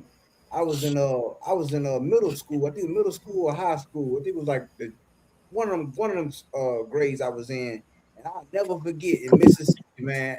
I ain't never seen white people try to act so nice after 9/11. And like in my school, they used to at that time they hung the Confederate flag on the pole along with the American flag in Mississippi. Yes, they did. And then after 9/11, they was like, it is almost like they was reminding us that we was American. Like, you American, right? We all American. And like they was handing out American flags and everything. I was like, wow, like but what you saying is so true. When they need you, then they're gonna do everything they can to try to love you and act like they love you and all these different things. Right. After they feel like it's safe, now let's go back to oppressing you, man. So that was so heavy, gentlemen. So What you saying is so true. You know what black people don't understand? Black people don't understand that their love is unconditional, but they don't understand that white people's love is transactional. Right. Not unconditional. Come on. Their love is based on what you can give them. Come on. We love them just because they the master. Come on. And it leaves us at an unfair disadvantage. Yeah. Because then you only get love from them when there's something for them to gain. Come on. When there's nothing for them to gain, you ain't getting no love. Meanwhile, you love them regardless of what they do. 400 years of slavery, still they receive love. They receive love for their humanity. They don't even receive love for the what did Martin Luther King say for his character? How he put it? Not for the color of the skin, but the content of their character. Yes, like you don't even love them for the content of. I mean, you love them regardless of the content of their character. Right. But they got to get something to love you. I just wanted to add that to what Kahan was saying. I didn't mean to hog it up. Salakia. No, come, sir. Come, I'm gonna get that scripture. Salakia, sir. Please. Got that scripture. Isaiah chapter 49 and 26. The water. So Wap, you got it? Or so like I'll read it, sir. I'll read it. Isaiah chapter 49. Verse 26. Come. It's Isaiah chapter 49, verse 26. And I will feed them that oppress thee with their own flesh. See, like the Lord, that's how the Lord, that's heavy with, like Captain Mashak brought it out earlier. It's Shakespearean. It's poetic. He gonna feed them their own flesh. Mm-hmm. That's what happened in Minneapolis. Yeah. This was their own people. This was a daughter of Edom. Yeah. One of their sisters, one of their mothers. He's feeding them their own flesh because they've been oppressing us. Go ahead. Slag, I got it. I'm sorry. Go ahead. Slag. And they shall be drunken with their own blood. You see that? That's what's getting ready to happen. Like they so bloodthirsty. They're gonna be drinking blood, and it's gonna be theirs. That's what's happening right now. Go ahead. As with sweet wine, And they're gonna be enjoying it like sweet wine. Go ahead. And all flesh shall know that I, the Lord, am thy Savior and thy Redeemer, the mighty one of Jacob. That's how you know the Lord is in this thing. He hearing the cry and our prayers up for what's going on with our Latino brothers and sisters, what ICE is doing. He's seeing it. And this is right, once again, this right here, like when the Lord say he gonna feed, and it's poetic because it's almost like you in Hell's Kitchen. When you really think about it. Like you gonna, like, you know, and the Lord described it as a feast. And you know the old saying, speaking of ICE, there's an old saying that said, you know, revenge is a dish best served cold. And the Lord is going to serve that cold to them, their own flesh and their own blood. That's because right. what? He did not resist blood. Blood will pursue him. The scriptures say that. Blood calls for blood. That's the balance the Lord set in the earth. Right. So if you don't resist blood, then blood is going to be in high pursuit of you, no matter where you go in the earth, no matter what you do, whether your face is covered or uncovered. Right. Like I yield. So like, if I could, I just wanted to piggyback off what Commander General Yahanna said, you know, utilizing the metaphor of the father coming home to discipline the bad children. Like the time we in, these children have forgotten that there's a father that comes and disciplines, and they have now assumed the position of the father, and they trying to punish the other kids for doing what they've done. It's like a kid, like the metaphor you use, sir. The kid ate all the cookies in the middle of the night, got up the next day, and the cookies was all gone, and they turned to beat the other kids. Right. Like, y'all, the cookies gone. They know they ate the cookies, but they won't take accountability and turning to beat the other children. So like it. Captain Mashak, I posted some timestamps with a video in the comments. Stephen Miller, who is the advisor of the Trump administration right now, did an interview the other day with Jake Tapper on CNN. And he was talking about the invasion into Venezuela. And they was, you know, asking him about what happened and why did he do it. If I could, Cap, if we go to the 14-minute and 44-second mark, he glories in this illegal, against international law, unsanctioned, unregulated invasion, and he touts that we the great power on earth. Who gonna tell us what we can and can't do? Who's gonna stop us from deciding what happens in our hemisphere? And if I could, it reminds me of it's Psalms chapter 10, verse 5 and 6. And we get Psalms chapter 10, verse 5 and 6, and then play the video. Like, this is the bad child who has done evil and hasn't been punished yet, turning to the other children and saying, this is what we're going to do, and you're going to have to deal with it. And it's going to be a glorious day when the father shows up and deals with this horrible, abusive, rebellious child in the white man. Salaki. Psalms chapter 10, verse 5. His ways are always grievous. Thy judgments are far above out of his sight. As for all his enemies, he puffeth at them. He hath saith in his heart, I shall not be moved, for I shall never be in adversity. Salaki, Cap, if you could play the video, the 14-minute and 44-second with Stephen Miller, the remarks that he makes concerning the invasion in Venezuela and answering to the international courts and having to deal with the fallout of this action that they've taken. He shows that they are unapologetic in their evil, and he's puffing. It's like he's flexing on the rest of the world. Like, what y'all gonna do? Yeah, we went in there and we did it, and so what? And nobody's gonna tell us what to do. Nobody's gonna stop us because we are the power that's greater than all the powers. I think he might actually say it. He might say in the clip, we are the power of all the powers, and nobody can do anything with us. And then we're going to decide what happens in our backyard, and we're going to, decide what happens with the nations in our hemisphere. Salaki. And he quoted the Trump doctrine. Come on, concert. I can't wait till they roll that out. But I got a quick question for y'all. Did we finish 49-26 all the way to the end? Yes, Kamakan, sir. Okay, because that's a real heavy point that the Lord made, how the way to show the world to obey the Father is by doing just like you said, bringing that punishment. And he brings it out in that verse. I just wanted to say that. I yield. You know, you want me to read it one more time, sir? Just real quick? No. I think everybody got it. I don't want to drag us on. Y'all go ahead. Okay, I got two other ones. I'll bring them to you later. Captain Mashak, if you need me to, I think I could bring the video up myself, sir, if I could share it. Okay, I definitely could bring the video up. I don't know. I just lost the whole camera and the mic for a second. I had to I had to reboot. My shit just went totally down. I don't know what it is, but I had a video right here. Okay, come on. You say you wanted that 1444. 44. 44. Let me know if you're hearing, all right?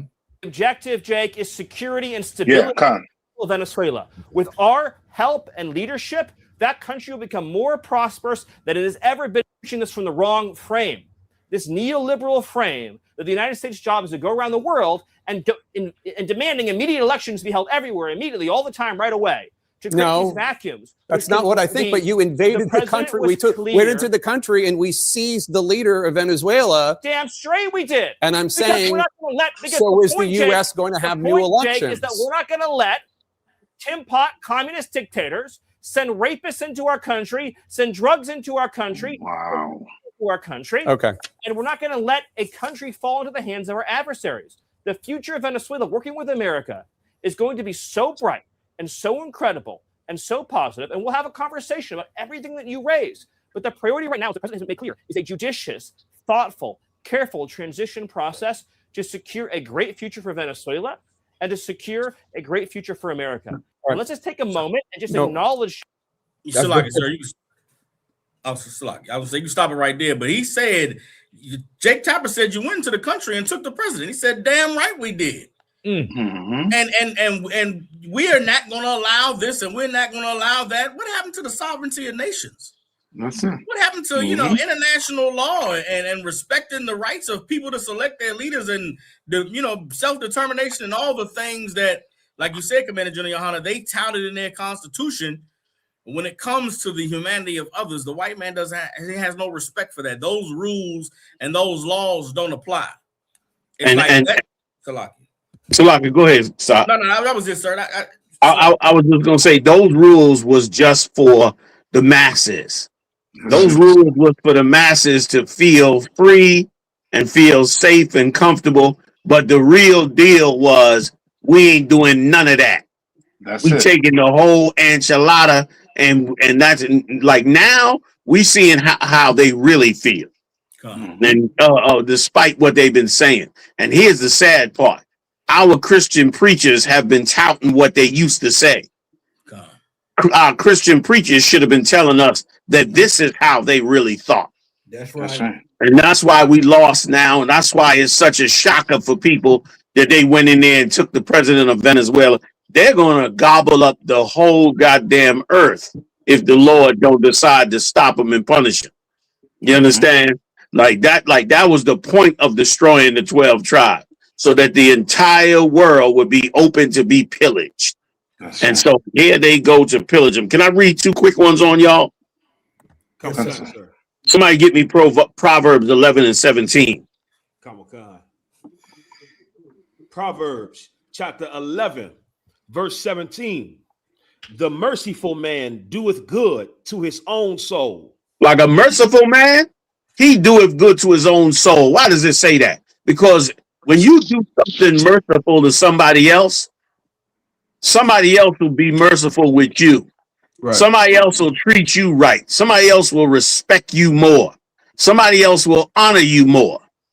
A person of good understanding and wisdom will look at your mercy and say, wow, this is a merciful man. This is a special man. This is a important man. That's what a righteous person would say when they see you bestowing mercy on those that you don't have to bestow mercy on. But read the second half of the verse. But he that is cruel troubleth his own flesh. He trouble his flesh. Why? Because he's going around being cruel. And so what's going to come back to him? Cruelty from the people who he's been cruel to. Like you was bringing out, Sock G. Like he put a smoke screen up, gaslighted us all with it, but really he was a cruel man the entire time. That's right. And in his cruelty now, he's bringing harm to his own flesh. He don't see the harm to his flesh yet, but he's going to see the harm that comes to trouble his own flesh. He's going to see it over time, like you said. Okay, one more if I could. In the Apocrypha, Ecclesiastes 4 and 5, and I'm out the way. Ecclesiasticus chapter 4, verse 5. Turn not away thine eye from the needy, and give him none occasion to curse thee. Wait a minute, Ecclesiastes, where you at? What verse you at?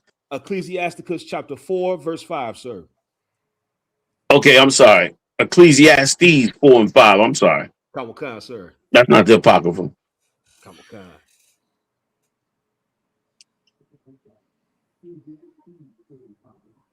Ecclesiastes chapter 4, verse 5. The fool foldeth his hands together and eateth his own flesh. That folding of the hands is like when you fold your hands. No, I'm not going to be merciful. No, I'm not going to give nobody. Yes, I got it all. Yes, I'm in power. Yes, I'm the great one. And the Lord said, you eat your own flesh. Like you setting the world up to destroy you. You setting the Lord up to come in and wipe you out. You know what I'm saying? I pray y'all let me get one more. Please give me Isaiah 9 and 20. Come on, sir. One last one, fam. Isaiah 9 and 20. Like you don't know what you bringing on yourself, just like Pharaoh didn't know. Every time he defied what was right and good, then the Lord turned on him and gave him a worse plague. These Edomites know they owe us a whole nation after all these years. We built them the greatest empire in the world. Even if the ignorant poor man on the ground don't know, certainly those in power know and have all the records of every invention that they stole, every city that they burned, every child that they wiped out. And that goes for the Latino tribes as well, with all that was done in this country. But he gonna bring harm to himself. Read that for me, and I'm gonna yield, Akim. Kawakan. Isaiah chapter 9, verse 20. And he shall snatch on the right hand and be hungry. He gonna snatch on the right hand. He gonna go snatch something. And he gonna be hungry. Go ahead. And he shall eat on the left hand, and they shall not be satisfied. He gonna go another place thinking he gonna eat over there. But when he go to eat over there, he's not gonna be satisfied. Read on. They shall eat every man the flesh of his own arm. They're gonna eat the flesh of their own arm, meaning they're gonna eat up their own self with the power that they had to fight. That's right. The power they had to defend themselves, the power they had that they were so puffed up in, they're gonna eat themselves with it.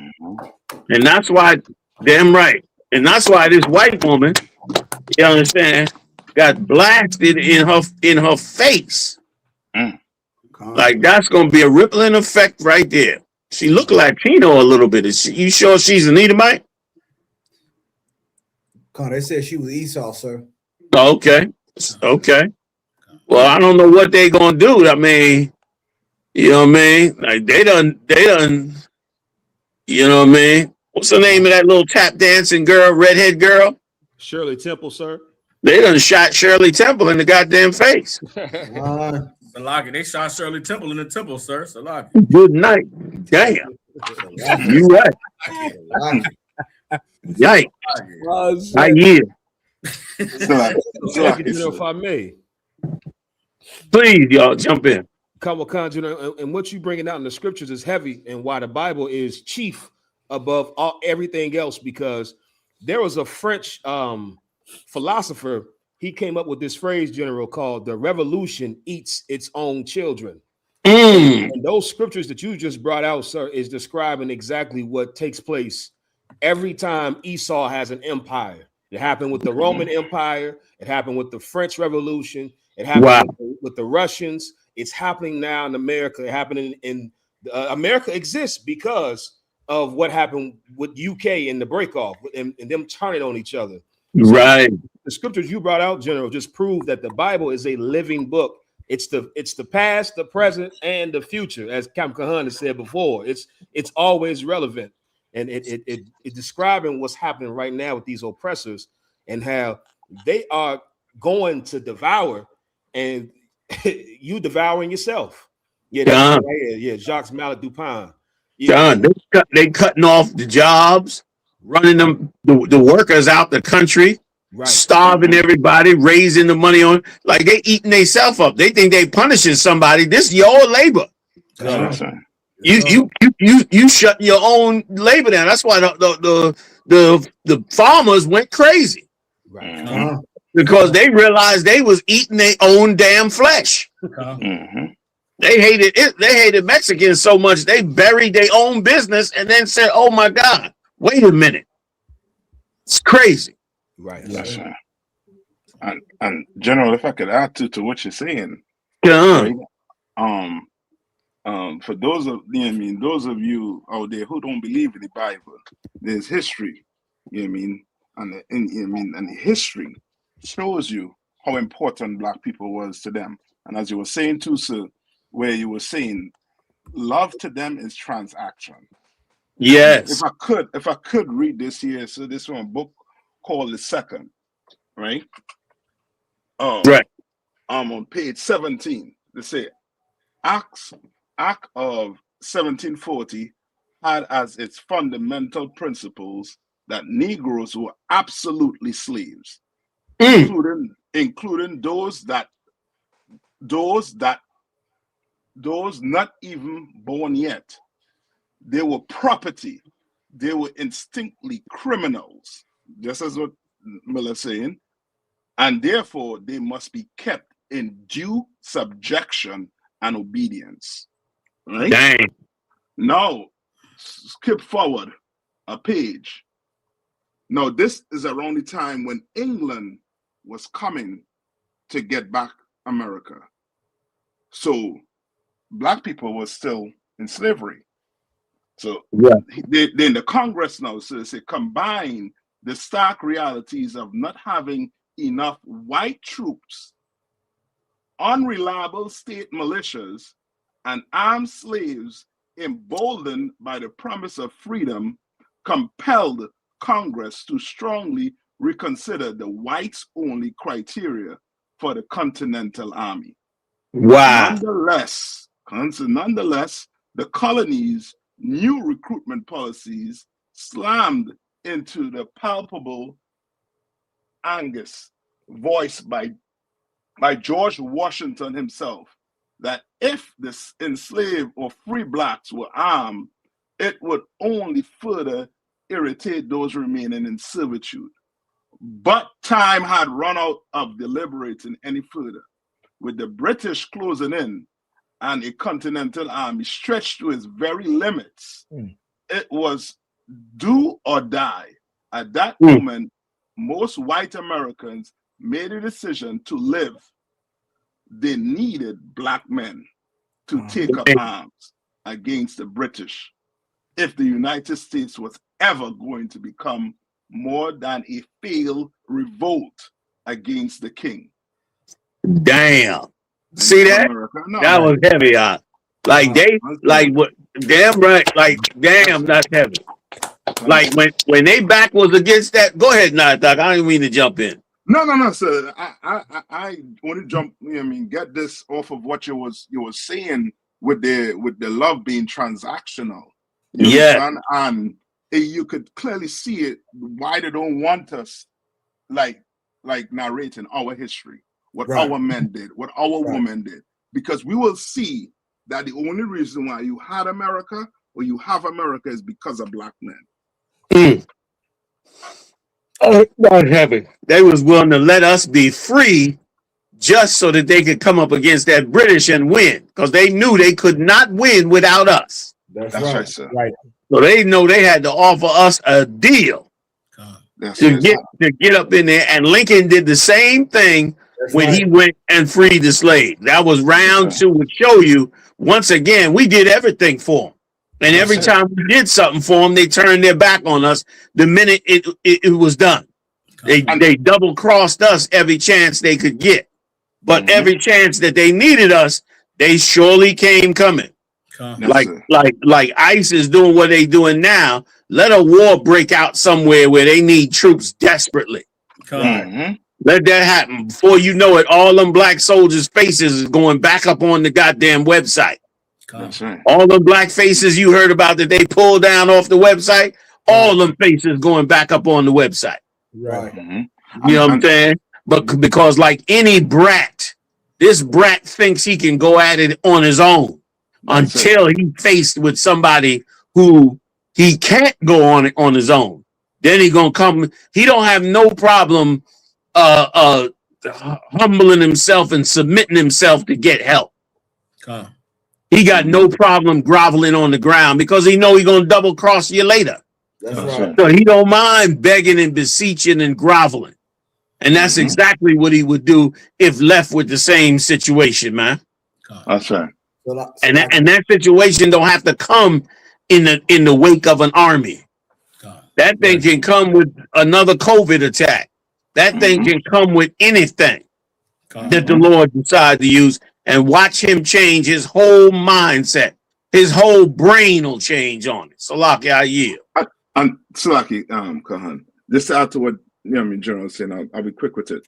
General, what you're saying is so heavy because this same man that went and helped America, of the British, these same men that after the war, they took the guns from them. That's why the book is called the second. They took the guns from them and sent them in the swamps in Florida to try and run down the Indians and them. Seminole Indians.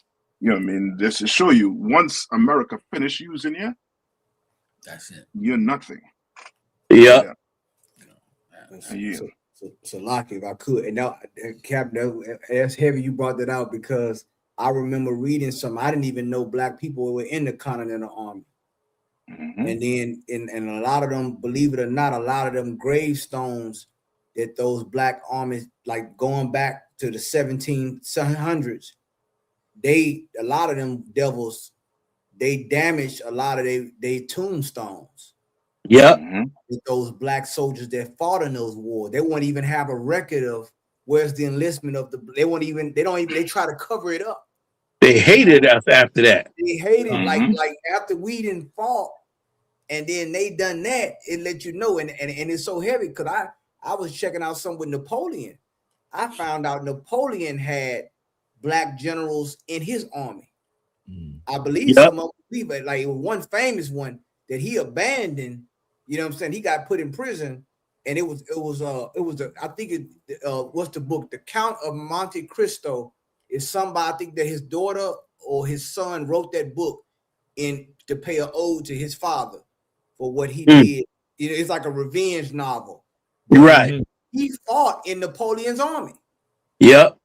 So like it's so heavy what the Bible talks about that Jacob is the former of all things. Everything that was ever great, every empire or every millennium, when you talk about a civilization, we were the forerunners of it. Yes. If I could, Khan, I wanted to just add to you. World War II. We fought like hell and shut down Hitler, came back here and got lynched, burned to death, uniform ripped off us, all of that. Like that's Esau. Right. The problem with us is we don't make a transaction with him. We should have had a deal with him. Look, we're going to go fight for you, but if we go fight for you, what do we get? What area are you going to give us that we going to own? You gave the Indians their land. What area are you going to give us? And you only gave the Indians their land because you had no choice.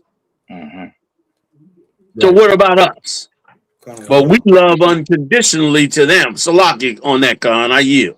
And then like I recently the monks, the monks have been walking for peace. And they walked through Atlanta. Shout out to ISUPK Atlanta, went out there and did some interviews. But it dawned on me like how people's like, man, you know what, they walking for peace. And well, not only did we walk for peace, we march for peace. We sat for peace. We stood for peace. We even laid our bodies on the ground for peace. We did all these things. Every physical attribute you can do for peace, we did. But they looking at this like it's something great. We've been. That's your story. You know what I'm saying? You try marching through, for peace through some of these sundown towns in the South and see if they let you make it through there. You understand? Because it's a problem if you know what I'm saying, they want you to march for peace like it's something great. Hey man, we've been did this. They never tell you who inspired them. The monks wouldn't march. The monks wouldn't march walking for peace in the 60s. Like we were doing that, and I mean, I know they doing they thing or whatnot, but hey, man, like we got to stop giving our glory to another nation, man. Yeah. You understand? We got to stop giving our glory to another nation. We done all these things, and we even died for peace. Yeah, you know what I'm saying, and we haven't received it. You know what I'm talking about? So, you know, I just wanted to bring that out, man. The brothers did some good interviews down in Atlanta, talking to Black people about peace and what peace means and so forth. So. If y'all out there, just check out ISUPK Atlanta on that channel, man, and check that out. They did some bomb interviews on that walk for peace. So like and so like I said, just to add to what you were saying too about them. The last part of my read here, sir. They say as the war ended, it was in this mythological landscape that only whites fought for liberty. It was only whites who stood toe to toe with tyranny of the monarch. Right. It was only whites who defeated the British, and therefore it was whites who were now ready to build a nation committed to deriving their just powers from the consent of the governed. It's wild. Like that is crazy. That's wild. Like they literally won the war and acted like we did nothing to do with it. Yeah. Just like that. Boop. Which is why everything you got to have a contract with him. Well, the minute you walk back out that door, the minute he got what he want, he don't remember nothing you said. That's right. He don't remember nothing you discussed before. That's how he operates. So like, and those monks, anybody this how you know them monks are a bunch of idiots in them stupid ass robes they got on. Because anybody with half a brain should know that the worst thing you could ever do is march like Martin Luther King. Like you march like Martin Luther King, you're going to end up like we are. Right. Like, why the hell you going to go do the same dumb shit he did that ended us up in this state? The minute I see somebody saying they're going to march to have a peaceful march, I say to myself, well, goddamn. You understand? 65 years later, you dumbasses is going to do the same thing that dumbass did that got us in the situation we're in right now. That's right. You know what I'm saying? Like, you're going to do the same dumbass thing. And so like you're going to do a Martin Luther King march for peace, which was done 65 years ago and failed. Didn't give us a peaceful day. We can't come out of our house and get in the car without looking in the rearview mirror to see if the cop's behind us. Right. Why the hell would you go do the same thing? You damn near let the predator know you're here to be robbed. Right. You like a stick-up kid's best victim. He see you coming, he see nothing but sucker written all over your face. Right. Because he know what that march means. That's right. I yield, Salakia. So like, if I could real quick, what you're saying is so heavy because when you said Esau, he gonna forget, he gonna make a deal with you and forget everything y'all talked about during the deal, just like his forefather. Yeah. Just like Esau did when he sold that birthright to our forefather Jacob. Yes. And then as soon as the time, to pay the piper, he act like he crying to father. What was left for me? What about me? That's why it's so beautiful in the New Testament said, even though he sought it carefully with tears, he ain't gonna get it. Yeah. It's over for him. Damn right. People gotta separate. That's all we got. That's a super good point. And then Get me right, y'all. And then he went to kill Jacob. Yeah, that's right. That's right. You know what I mean? So he made the deal and humble and grovel while he needed that porridge. But Jacob was smart and showed us the blueprint. You pulled a heavy point out. Like Jacob showed us the blueprint. When he's down and he come to you for help, you better make a deal. That's right, dude. And make that deal before the Lord so the Lord will honor that damn deal. That's right. Posh, you brought out a heavy point right there. That's education for us. Yes, sir. Every time we went to war with him and went to war for him or helped him out while he was down, it should have been a deal in place. The Lord would have honored the deal. That's right. Because when he went to his father Isaac, Isaac said, I have nothing else. I gave him the blessing. That's right. He said, I got nothing else for you. And then gave, I think he told him you're gonna live by the sword or whatever, but basically told him the birthright is gone, player. Yeah. You gave it up with that red porridge, baby. You done. Oh man. Yep. Like, boy, you gotta use it. Like Jacob was a tiller of the ground. He's Yaiqua. He watched Esau run up in that woods every week while he's sitting up there cooking him some porridge. He said, one day this motherfucker gonna come back starved and I'm gonna have his ass there.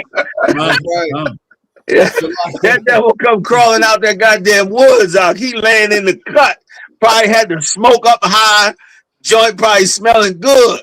Esau ain't even wait till he cooked the damn thing. Said, man, give me that damn porridge, man.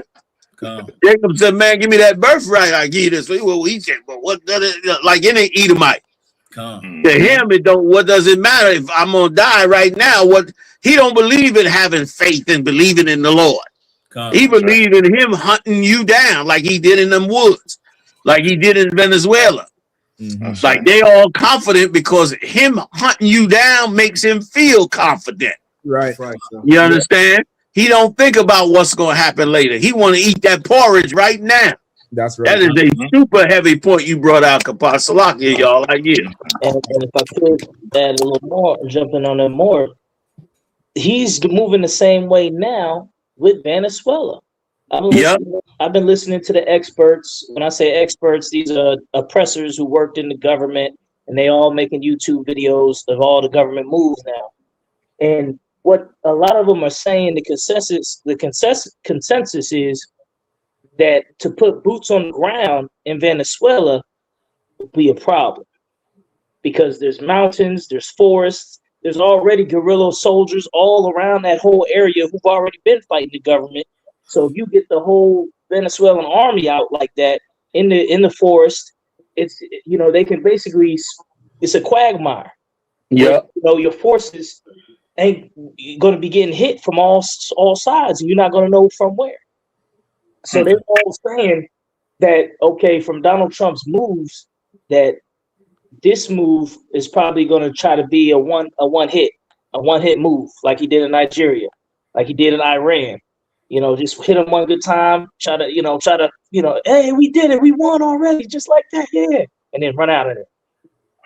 Which is the same short-sightedness that Esau had.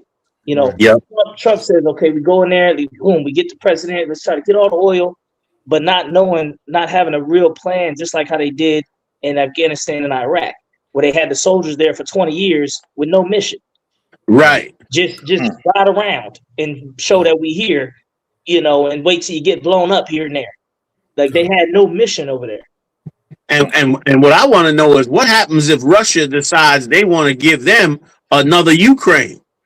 What if they say they want to give America a Ukraine like America gave them? This could spill into a madhouse. Yes, sir. Salakia, sir. Oh, go ahead, Cap. No, go ahead, Cap. I'll go ahead. If I could just bring out real quick, in that same scripture with Isaac and Esau and that blessing, Isaac blessed him with the sword. Esau lives by the sword, which is why, like you said, sir, that relationship with us is transactional. That's the time they need us. Is for the warfare, for bloodshed. Yep. The deal we make with them, just like with Jacob and Esau, is for the kingdom, and they're deathly afraid of losing the kingdom. Yeah, they can't have a kingdom without us. They need us to fight. They need us to support them. They need us to be on the front line and shed our blood. But once all the dust settles and the smoke clears, they know that the threat now is that we're going to take the kingdom. It's going to belong to us, right? And that's what they do. So right now, the time that they're in and everything they're doing, they have no other nature but to live by the sword. It's like in Jeremiah 47, I believe, where it says, thy terribleness deceives thee, O thou that dwells in the clefts of the rocks. Like they thought we're gonna go down there and blow up, we can go down there and get Maduro. We'll drop a bomb in Nigeria. We're going to go and take Greenland. Like in their mind, because of them having the power of the sword, everybody's supposed to be afraid. But when everybody is not afraid and they got to actually go full tilt, they're going to go full tilt. You know what I'm saying? That same video cap, I don't know if you want to play the clip, but in the 12-minute and 35 mark, the cat Stephen Miller says, we are a superpower and we're going to conduct ourselves like a superpower. We're not going to let our enemies be in our backyard and let another nation close to us sell resources to our enemies and get guns from our enemies. We're going to take that nation and make it a part of our own.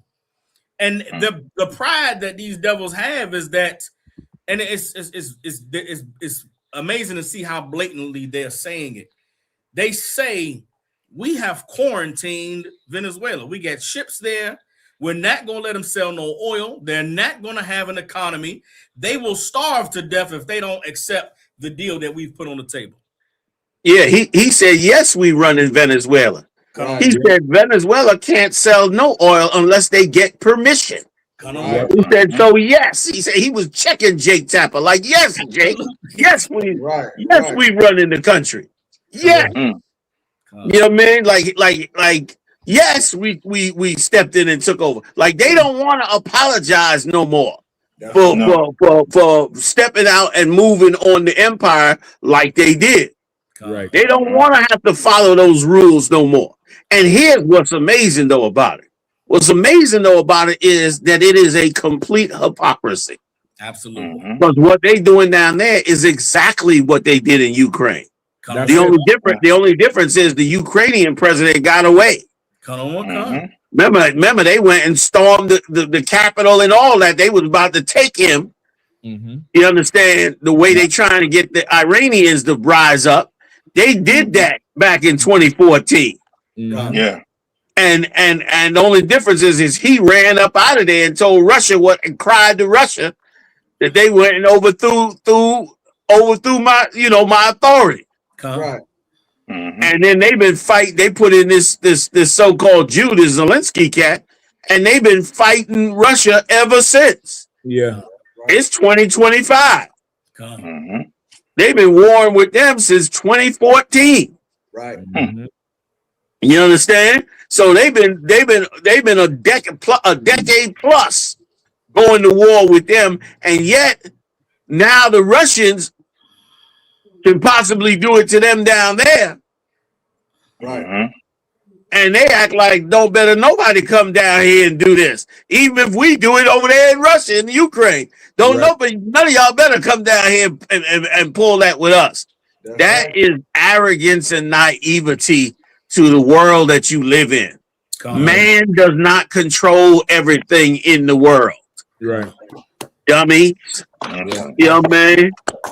Like you dumb as hell if you sit up there and think you can decide everything in the world and that you won't cross the Most High. And that you won't cross what it is he laid down in the earth. It's ridiculous. Right. I yield, Salakia. I just had to jump in with that one on you out the water. I'm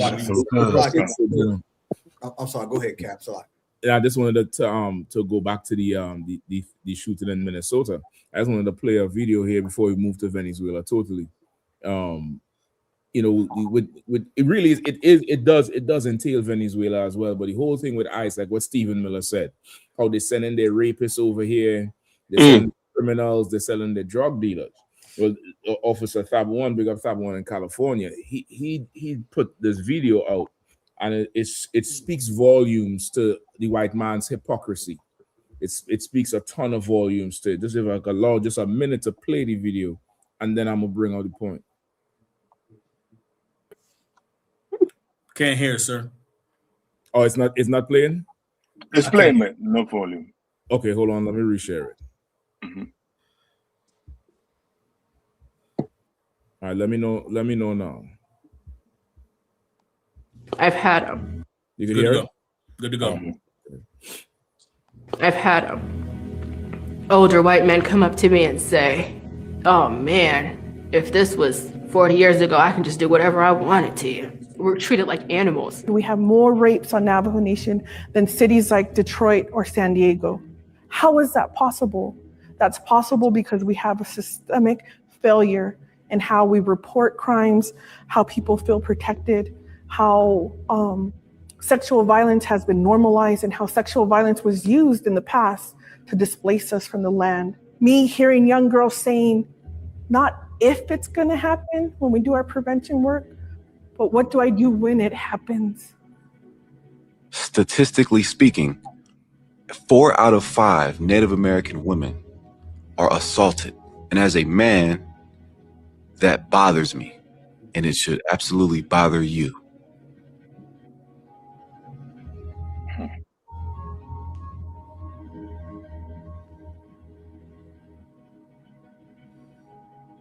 So like the white man, he have some nerve to say that, you know, the Latinos are rapists and they're just a bunch of rapists when nobody has raped more on the earth than you. Right, Like that's right. you have here proof. They said 4 out of 5 Native Indian women or First People women. That's 80%. 4/5 is 80%. You raping 80% of a population of people, and you have the nerve to call somebody else rapist? Have the nerve to try to seek justice over somebody else on the charge of rape when you do it all the time? You such a rapist, you're old and geriatric and decrepit, and still have to verbally articulate the rape you want to do to somebody. When you're in your age with it. Like, you are a hypocrite. This is the other one. This is the other one. This here is who is this? This is Reagan or Bush holding a bag of crack cocaine as he poses for photographers in the Oval Office. Now, this is right after the Iran-Contra scandal, down the road from it. And who else has sold more drugs than the white man? Who else has sold more drugs? That whole Iran-Contra scandal with Oliver North and Poindexter and all of them destroyed our communities. So you sent drug dealers to Black and Latino communities and destroyed it. You've raped Black and Latino communities. If Maduro should be kidnapped or extradited or extracted from his house because he sent rapists to your house, what should happen to you? Right. What should happen to you, white man? What is your future? Because you've surely done it to us over generations, over decades, over centuries, for fun, for political gain, for economic power. You've done it to us just because you thought you had the right to. And now you turn around to try to make us seem like we're the biggest criminals in the earth. When Christ returns, you would have earned the slavery and the punishment you would have gotten. When Christ returns, that slavery you're going to get, you would have earned it. Because as the Bible says, as ye judge, so ye shall be judged. So now, if it is that you could go into a man's house and remove him and his wife for sending narco-terrorists and rapists to destroy your community, when you get removed, when the plague visits the house of the thief, it's because you've done it to us. As you judge, so ye shall be judged. That's what I wanted to bring out too, sir. So that's right. Damn right. Like, if I may too, General, just to piggyback off of what Captain Mashak said too, sir, is it safe to say in the scriptures where it says Christ shall wear many crowns, is that saying that Christ is going to take the authority from all the leaders of the empires of this earth, sir, when he returns? That's correct. What you see Esau trying to do right now is exactly what Christ is going to do. Like, you can't do what Christ is going to do. That's what they don't understand. You understand? Like, Christ is going to take every single kingdom. Right. Like, that's why he said the disciples will have crowns. Like this is a world dominating control government that Christ is setting up. is a government fit to run the entire planet. And so he gonna have many crowns, and he gonna give out many crowns in that power. Salakia. Come on. So just You to saying dead right. Oh, Slacker, John. Just the water for the breakdown too. Just to piggyback what Captain Mashak said, Esau really believes in his mind that he is just to conduct himself the way he's conducting himself. And again, like Captain Mashak just pointed out with Officer Tabawan's excellent video. Okay, you pointing out, what everybody else is doing, and really you're lying and projecting who you are on everybody else. Right. When you first and foremost, if you really want to police the world justly, you are the first that needs to be policed. That's right. Like, you have to be brought down from power from somebody that's more righteous than you. Right. Yeah. And that's why I think the Lord General for the truth, Barakatah Yahweh Yahushua, Barakatah Yahweh Shem Yahushua. You ain't lying. Sir, because me in the world, in my simplicity, I was like, somebody gotta make these devils pay. In the world, my simplicity, like seeing all this, I seen it before, and I didn't have this. I couldn't understand how are these people able to be the world police when they should be policed. And a lot of you brothers, because you don't know about the truth and you think simple thoughts like I thought, I want to give you the solution. Come into the UPK. There is an answer. There's an answer for this. You come in here and change your life. Get off the white man's drugs. Stop sleeping with the white man's woman. Stop serving his God. Stop being a part of his culture. Reject his way of life and serve your God, the God of the Bible, the nigga God, and serve your King Christ. And Christ is going to answer the thing that most brothers can recognize. You devils are not just to do this. You're not just to conduct yourselves the way you are. Christ is, and he's going to do it. And I thank the Lord for Christ. Damn right, bro. Damn right. Give it up. That's worthy. That's worthy right there. Right. Go ahead, Caps. I go ahead. You got it. I'll come in after. Okay, come. I was just talk about. I remember when that whole thing happened with Venezuela, right? When I saw in the news, it was I think it was Lindsey Graham, and it was another MAGA person, right? They was on TV. They're like a senator or whatnot, and they were trying to lie and say, like Trump, he wouldn't even let them lie. Like it's like, okay, yeah, we want to do this for the Venezuelan people, but then it said, then Trump was like, okay, we're gonna run the country. Like it was like, okay, are you gonna do this for the people or are you doing it for yourself? And right. It was like Trump, he was so bold when he said we're gonna run the country. Like he said it on TV and everybody was like, are you serious? He said we going to run the country. So it was never about liberation, it was about liquidation. Yeah. Yeah. You know what I'm saying? This oil is a colonial asset now. We are in the Napoleonic Caesarian era. Yeah. Again, it's going, whoever the strongest can take. That's where they want to go. But it gives the lay ground on an international scale for China to invade Taiwan. Like that's what he don't understand how he moving these. It's like a domino effect. If he can go in and take this, if this is your hemisphere, then guess what? Another country can say, this is my territory. This is my land as well. You know what I'm saying? And then on top of that, he's stoking it more, talking about going into Greenland, aka greener pastures, how Stephen Miller's talking about it. They want to go in and take that. And had the nerve after all these years to say, how can who the hell is Denmark to say that they can't take it? Right. Like he said that on national television. Yes. This what they want people. They're so stupid. They don't understand. Like you're not just an average citizen. You are a person in high office, and your words have ramifications throughout other countries. So now you have ambassadors saying, if they do invade Greenland, that's going to be the end of NATO. And if that's the end of NATO, you better believe the third world coming quickly. They do that. it's going like everybody's going to snatch up what they can and make alliances outside of what would usually be. You know what I'm saying? So that right there, man, like it's a power shift that's happening. And Trump, he's on a tirade, man. And the more he say these things, the more these countries are now.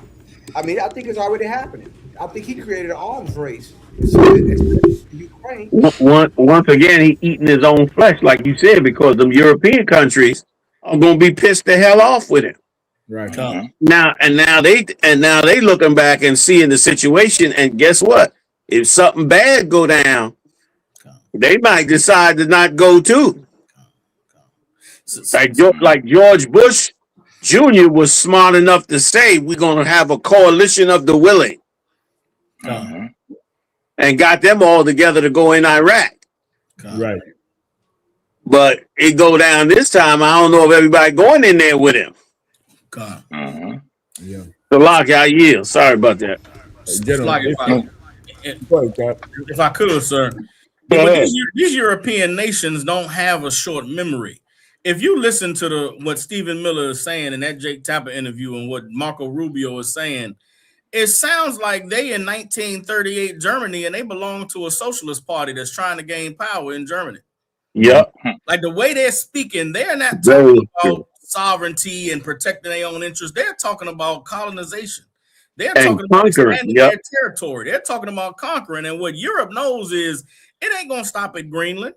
Right now, after they went to Venezuela, already, these are the nations that I've heard come out of their mouths. Mexico, Cuba, the Panama Canal, Greenland, and guess what? Stephen Miller said the entire Western Hemisphere. And Cuba. Stephen Miller said the entire Western Hemisphere, which means what? Canada. He said he wanted Canada to be the 51st state. That also means they mentioned Mexico. And guess what? That means Brazil as well. They took Venezuela. You think Brazil ain't next? These nations know what's going on. They see the writing that's on the wall. And that's why NATO came out with the message that, all right, y'all want to play this game? No sweat. Think you're going to do something with Greenland, and NATO was off the table. But these devils are talking like they have already decided in their mind that they're coming for the entire planet. Yeah. That move in Venezuela was a move against China and Russia in a major way. And it's a move that says to China and Russia, now the ball's in your court. What you going to do? They're touting their military strength, and Stephen Miller says in the interview, he said, we live in a world that is built on that is run by strength and force and power. That's it. He said, I understand the niceties of nations and y'all want us to act like we friends with everybody, but no, the reality is whoever has the strength, the force, and the power, that's who runs this earth. That's right. In that, he's signaling to all the other nations, we willing to take it as far as y'all want to go. Now, who wants some smoke? That's right. Like that. Like they taking the gloves off. They've done with the niceties. It's done. They letting you know what it is. We in power, so you submit. Kind of one concept. Which is a beautiful, if I could, which is a beautiful thing, because it's going to make everybody have to call on the Lord. Like now that they declared, look, we got the most power, so we gonna do what we want. Now, if what they want is something negative towards you, you going to have to call on the Lord. Because they ain't nobody opposing them, and they punked the shit out of Russia, like you said. They made Russia look like a bitch-made chump right now.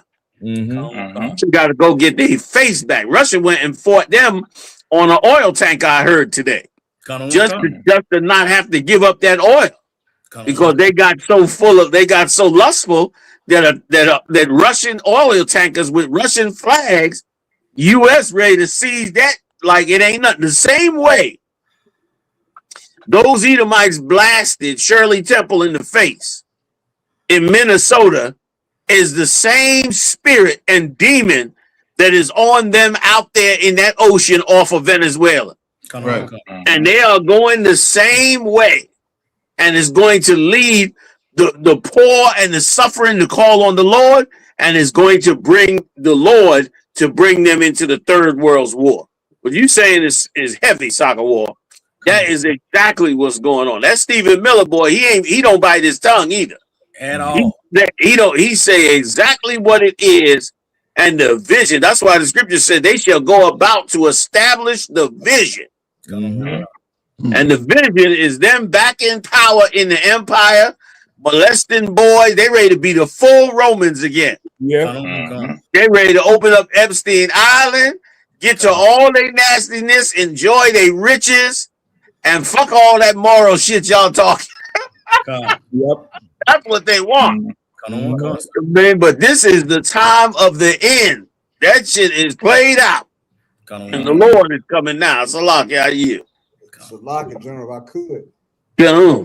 They saying that Governor Walsh, he preparing the National Guard to come in there to protect the communities against Trump's ICE against. So he's now they saying he want to use the National Guard to protect the communities against ICE. Now, is this the governor of Minnesota? Now, wasn't he the one that was vice president that ran with Kamala Harris? Listen, that big fag should have been on his game. I don't know why more governors ain't said to themselves, I better call up all the state troopers, like they supposed to go do what Trump did. I don't know if I could say that legally on the air, but they supposed to go, Trump just recruited every white supremacist running the street. They better go open up them goddamn coffers in them state places and get them a goddamn army. Because otherwise, like you said, you're going to have to deal with Trump going to overrun your country, be blasting Shirley Temple in the goddamn face. He don't give a damn. And your citizens going to be coming to you. It's going to be a goddamn mess. House divided cannot stand. Salakia, I yield. I hope I ain't say nothing illegal. If I did, I didn't mean to. All you doing is just stating the facts, sir. God, that's all. So everybody know. Yeah, man. And you know what's so heavy, General, about this? That he's calling the National Guard. And what happens? And remember, there was one former, I think, Marine or service member, along with some other senators, that said, "Do not obey unlawful orders." And they're trying to strip him of his pension and so forth from the military. But this right here, it seems like, General, is the forerunner for what they call militias. Now, yeah. I'm gonna tell you who should have jumped on it. That governor of Chicago, that Latino governor of Chicago, right?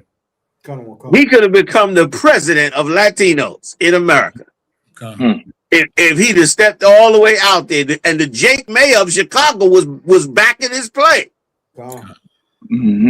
Between the two of them, they could have sat down and really worked the thing out. You understand? And stepped on in, and you know what I'm saying? Like, but I understand it's our job. You know what I mean? The Lord, the prophets, we got to be the voice. You know what I'm saying? But they was definitely in a position to really slow this bullshit down. So I didn't mean to cut you off, Con. My apologies. What you're saying is so right. Being if they are elected officials, they're supposed to be in the firewall from this happening. Yep. And they putting communities at risk. I saw some data on just like the schools, as far as the school year with our Latino brothers and sisters. A lot of them that miss school, and it's affecting the education system. The economy is just, and then not only that, healthcare as well, because a lot of them are afraid to go to the doctor now. So you didn't put these people in isolation and in the shadows. They are scared. They are scared to call the police if it's an emergency or anything. So now this is what you can't. If someone scared to even speak Spanish in the community in public, they're so terrorized. So you have really put all these cities in danger. So like what you said is so right, General. There should have been some kind of firewall in place to protect the citizens. Now they have. Governor Walsh is saying this. So who knows if other cities going to follow whatever laws they have to be able to do this? But now it's going to be a split now, General, like you said, because now you got the National Guard defending against other federal agents. Yeah. So they're gonna like y'all brought out earlier. They're gonna eat that flesh. I'll tell you what, Israel. I tell you what I pray. What I pray, and what would be so honorable with the 12 tribes is that if we had the ability to set up an app that would allow them to say, you know, I want to buy this or buy that at that supermarket and have a free app to pick it up and drop it all off at their houses so they didn't have to come out. You know what I mean? Or even a charitable app where you just put on the app what you need and, you know, the van come through and drop a bag off for you. You know what I'm saying? Or something like that, because it's done got to the point where you can't even move out to get what you need. So it's damn near like it's got to be brought to you. You know what I'm saying? But I don't know if that is going to lead to, you know, I mean, you know, it could lead to all kind of crazy stuff, safe houses, underground railroad, all kind of stuff, you know. So don't do that, you know. Let's not do that. You know, educational purposes only. Right. That's right. And if I could jump in there real quick, what all of you are saying is so heavy, especially what you were saying, Commander Yahanna, about joining together, the brothers, because a lot of people look at the oppressor and they don't understand how he got to where he's at. They don't understand how he got so powerful. But this is one thing that people don't realize. When you look at the European countries, you're talking France, Germany, Italy, Great Britain, all of these countries, right? We see them and they're touted as they separate countries. But to be honest, they're all one race. Because if one of them were to go seriously down, the other ones would jump in and save them. That's all one race. You looking at it like it's that's France. That's different than Germany. That's different than Poland. No, that's all the white race. That's all one race of people, and they're all joined together. The only way that because the scriptures say people think China is going to be the next superpower, but it's really going to be Israel, and the way it's going to be is by all the 12 tribes coming together. You think that's Brazil and that's Colombia and that's Haiti and that's blacks, that's Native Indians. Wait till the day when we see it that we're all one race. Wow, that's a super country right there. That's a European Union right there. You know what I'm saying? That's more powerful. That's Mexico. That's Puerto Rico, all combined. You going nuclear, bro? Go ahead, Salakia. God. Any other families of the nations could do that. If all the Hamites said, "Look, we're all Hamites." All of Africa, Ethiopia to Nigeria, they would become a superpower. If all the Asians, all of the Philippines and Cambodia and China came together and said, look, we just Asians, let's run everything as Asians, and we see each other as allies, everybody else is outsiders, the Asians would take over. So that's how we gonna do that's how we would make it. For people who don't know, they hear us talk and think we crazy.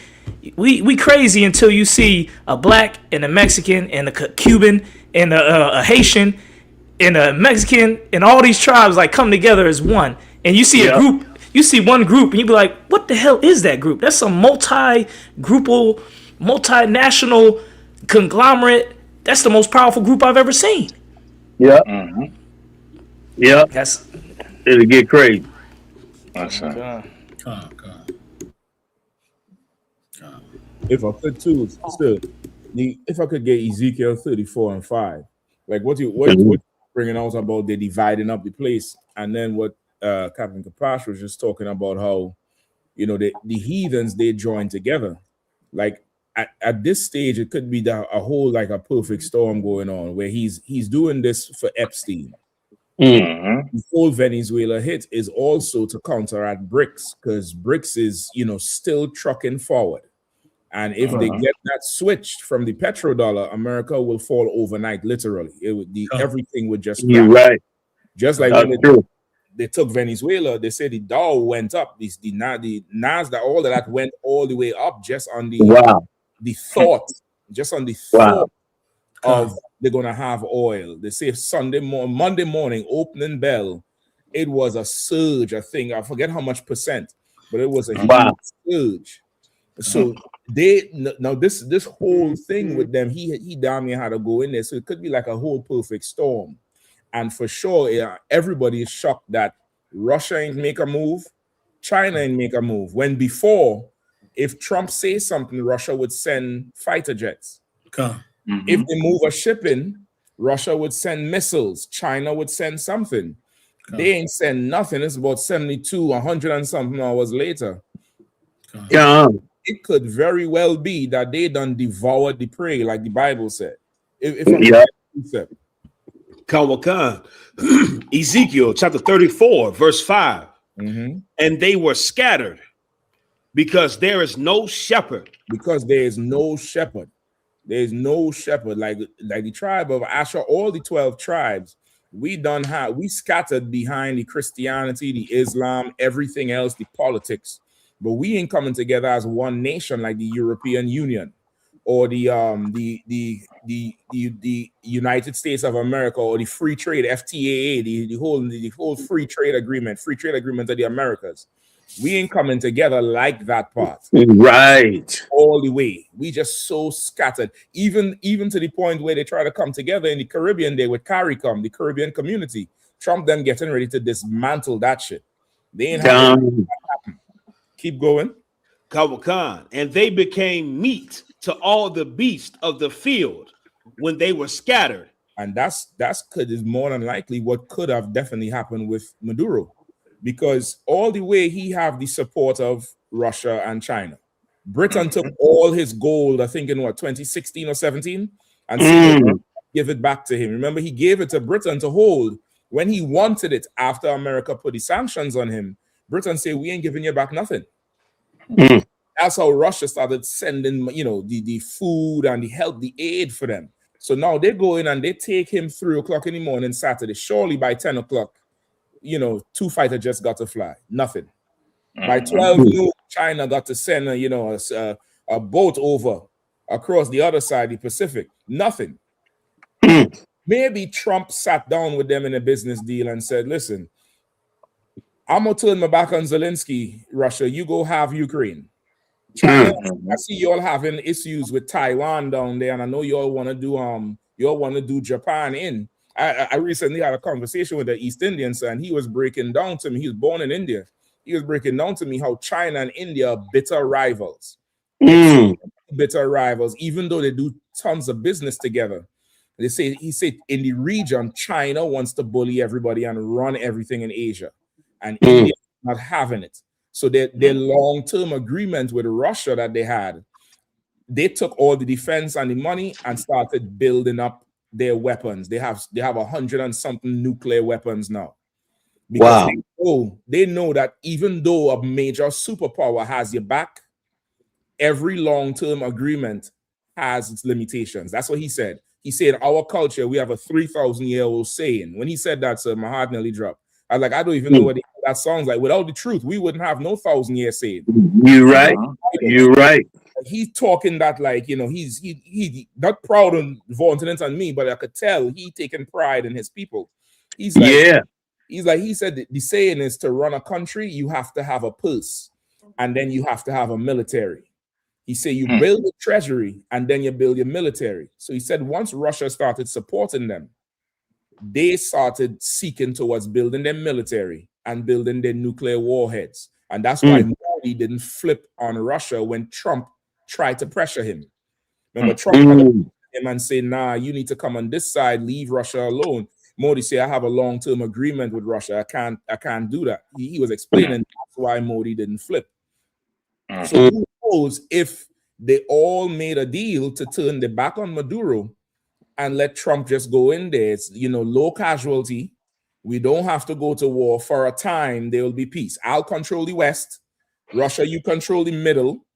And China, you control that side until they're ready to fight again. Because for sure by now, if the Houthis could launch missiles over Palestine, surely Russia could do something. Right. But they did not. They did nothing. He supposedly is a brother sitting at the table with the beast of the field, with the bear and the damn and the dragon, the bear, the eagle, and they served them up. They say, well, listen, and gangsters know how to double cross.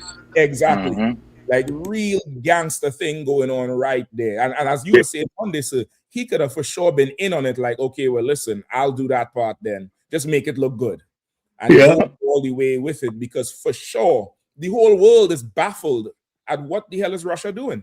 Right. The whole world is baffled at what China is doing, but we for sure had the truth and the whole spirit of prophecy. What the Bible says is that the beast will devour us when it's time. When it's time, they will not make a deal with us like they will make a deal with themselves.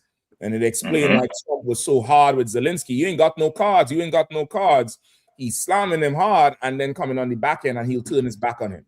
When they was firing training missiles at Taiwan, they sent Nancy Pelosi down there. Remember the year before, they sent Nancy Pelosi down there to let them know that America stands with Taiwan, and Biden stammering, America stands with Taiwan. Let's see in the near future, if Russia gobbles up Zelensky and China gobbles up Japan and Taiwan and Australia. In Taiwan and all that, In Australia, you will know they made a deal with for Maduro. They made a deal that you'll take him, we leave us alone, because outside of that, the BRICS will bring them all the way into the war. They still go into war. But this thing don't sound right because it's already falling apart. You see how they said the cartel, they say Maduro was affiliated with the Department of Justice made that shit up. Right. They came out with it, said that was a fake cartel. Yep. They made the whole damn thing up.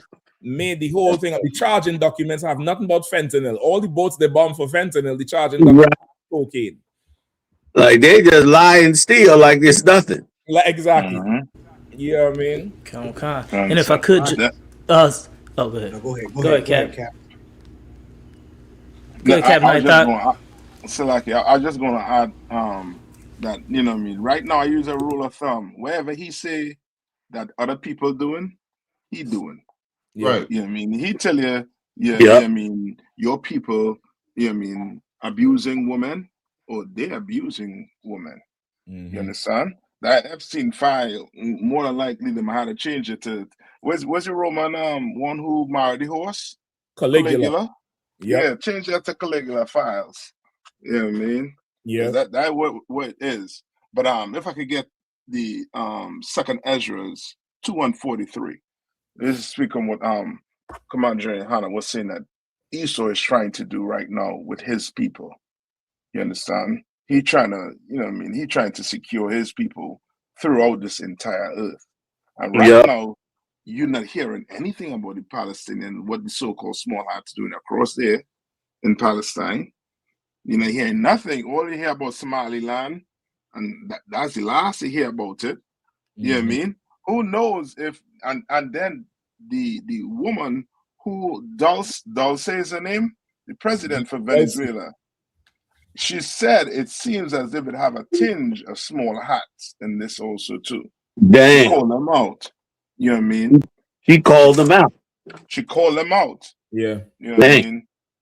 Because you know what I mean, they're right now trying to destabilize the whole earth, because really and truly, if America falls, more than likely all our money, that Middle East, all that, you know what I mean, what that project they have across there and that they're carrying on in the Middle East is going to fall also too.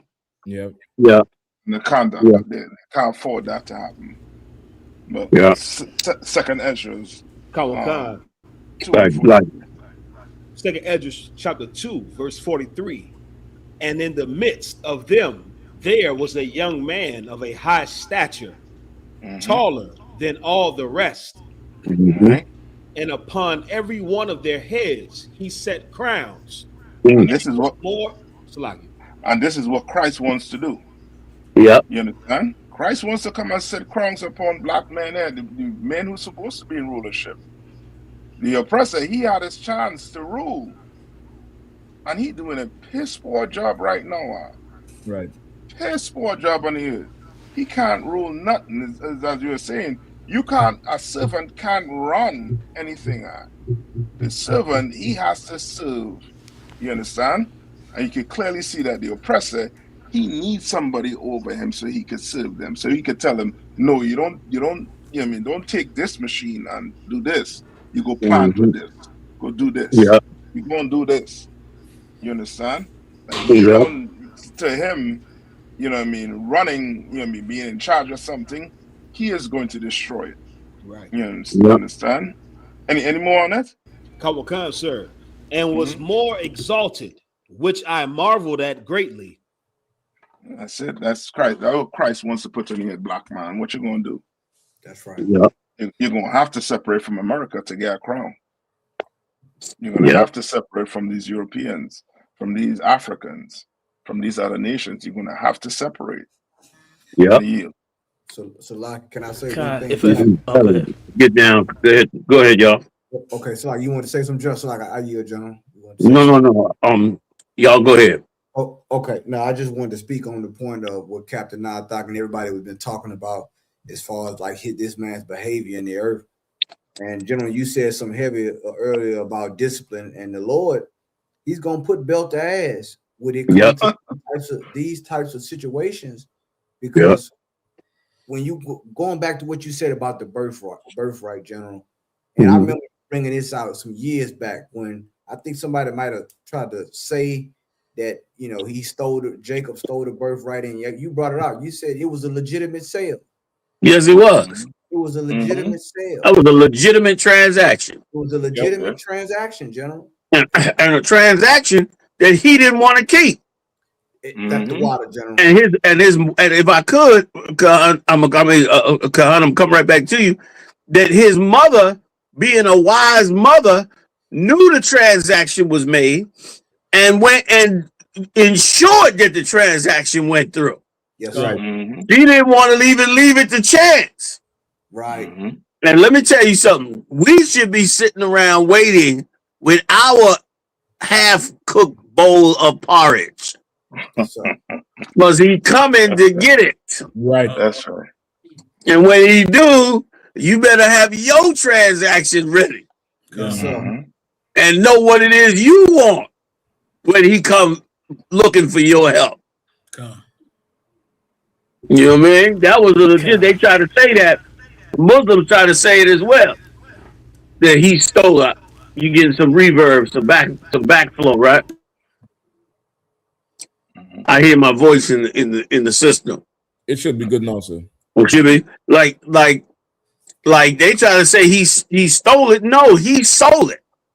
That's it. Like he was supposed to do. Right. You know what I mean? Like he was supposed to do, because he killed Abel in the beginning.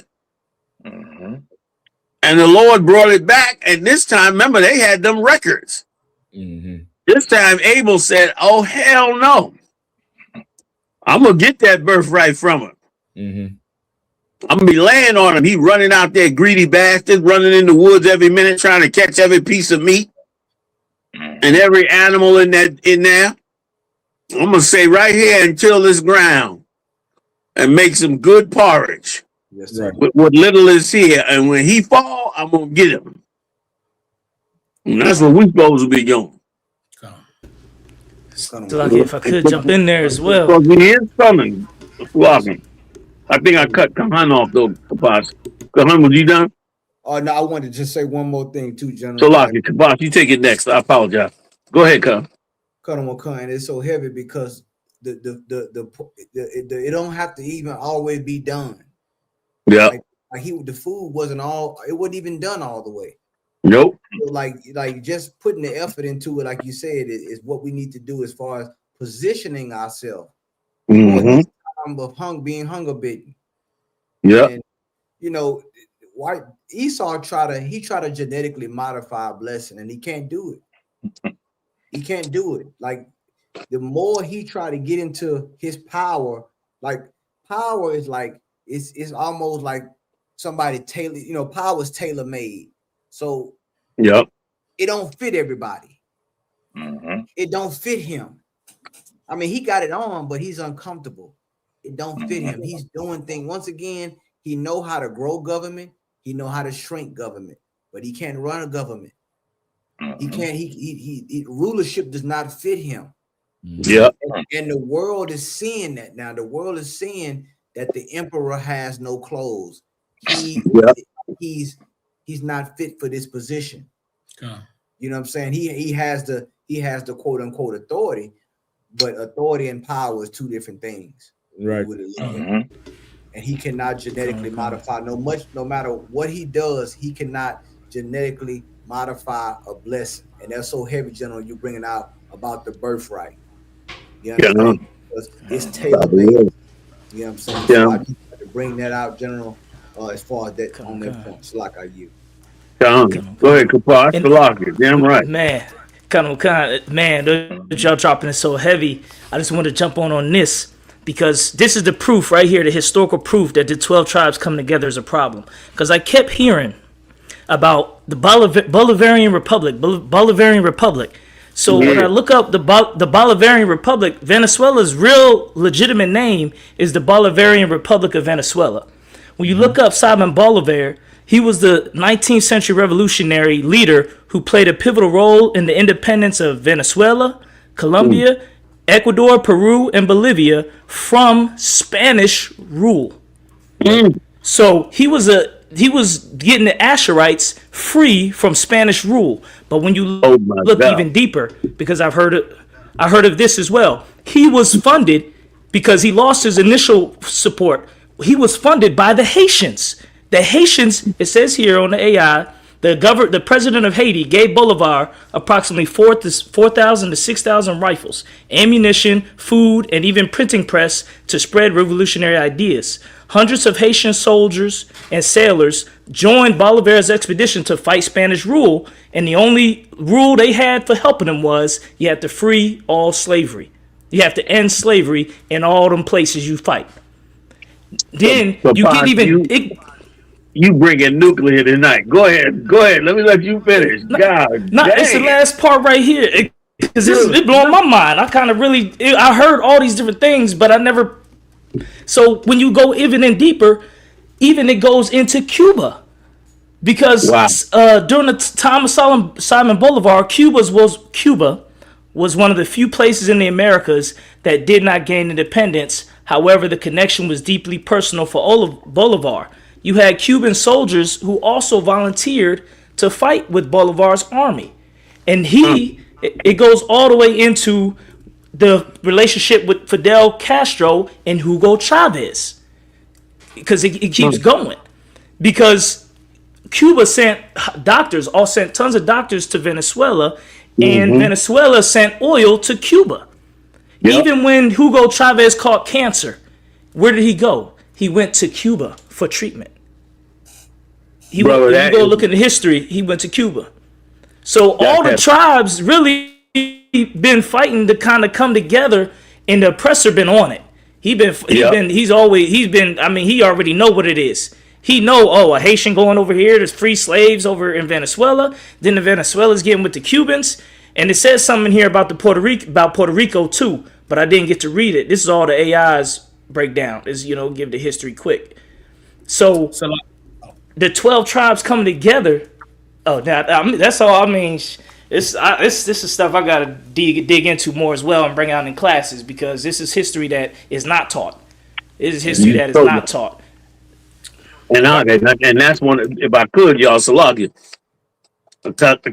that's one of them factors that nobody even considered.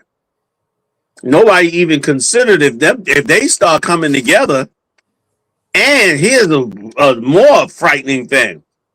Like what you brought out was a crusade under Bolivar. Like that's a crusade, and they joined up with it. Like you can't control people. You can only control yourself. And if you deal with people right, like that scripture said, with mercy, you will do well to your soul. But if you don't know what those people will do. Because you could have a whole Latin revolt. Remember, you've been dragging them out the country already in ICE detention centers. Now you done went down there and bombed them. All of Latin America could turn on you, and you would have and here we are. And these are the 12 tribes of Israel. This is not no lightweight thing. And it's not a lightweight thing at the end of captivity. When the Lord said the transgression of desolation has come to his end, and you out there messing with them, man, it's a bad thing. Like what you bringing out is potentially nuclear. And I thought about this too. Like, what happens if the robots come out? And remember, they said some of the robots seem like they got their own sovereign mind. Like they've been putting different data, and they've been lying about stuff and all that. What if they come together and compute that the problem is the Edomites? Now you got a whole robot fucking revolution going on in your shit. Yep. You know what I mean? You know what I mean? Let me tell you something. I learned from young in this truth. Never, ever put any weight on anything greater than the Most High. Right. Because the Most High can work so many ways. Like, he played chess on a whole nother level. That's right. He see the board inside, outside, every which way, and he can come at you in 1,000 different ways. Yes, sir. And he said he don't like that pride. He said he hated for proud look. You get puffed up and proud and act like you the big dog. He had to come in and show you he's the big dog. Right. And what you just said, Kapash, about how, you know, this cat had a serious revolution straight out of Venezuela, backed by the Haitians who probably had recently got free. Yeah, that's right. Like, man, and all the nations, and then your big mouth about what you gonna do in your backyard and nobody can't do in your backyard, and all that talk. What are you stirring up, man, in the world? Right. You know what I mean? Like, China and Russia still sitting there. They ain't did nothing. They bitched up, but they definitely looking for the opportunity to get right on it.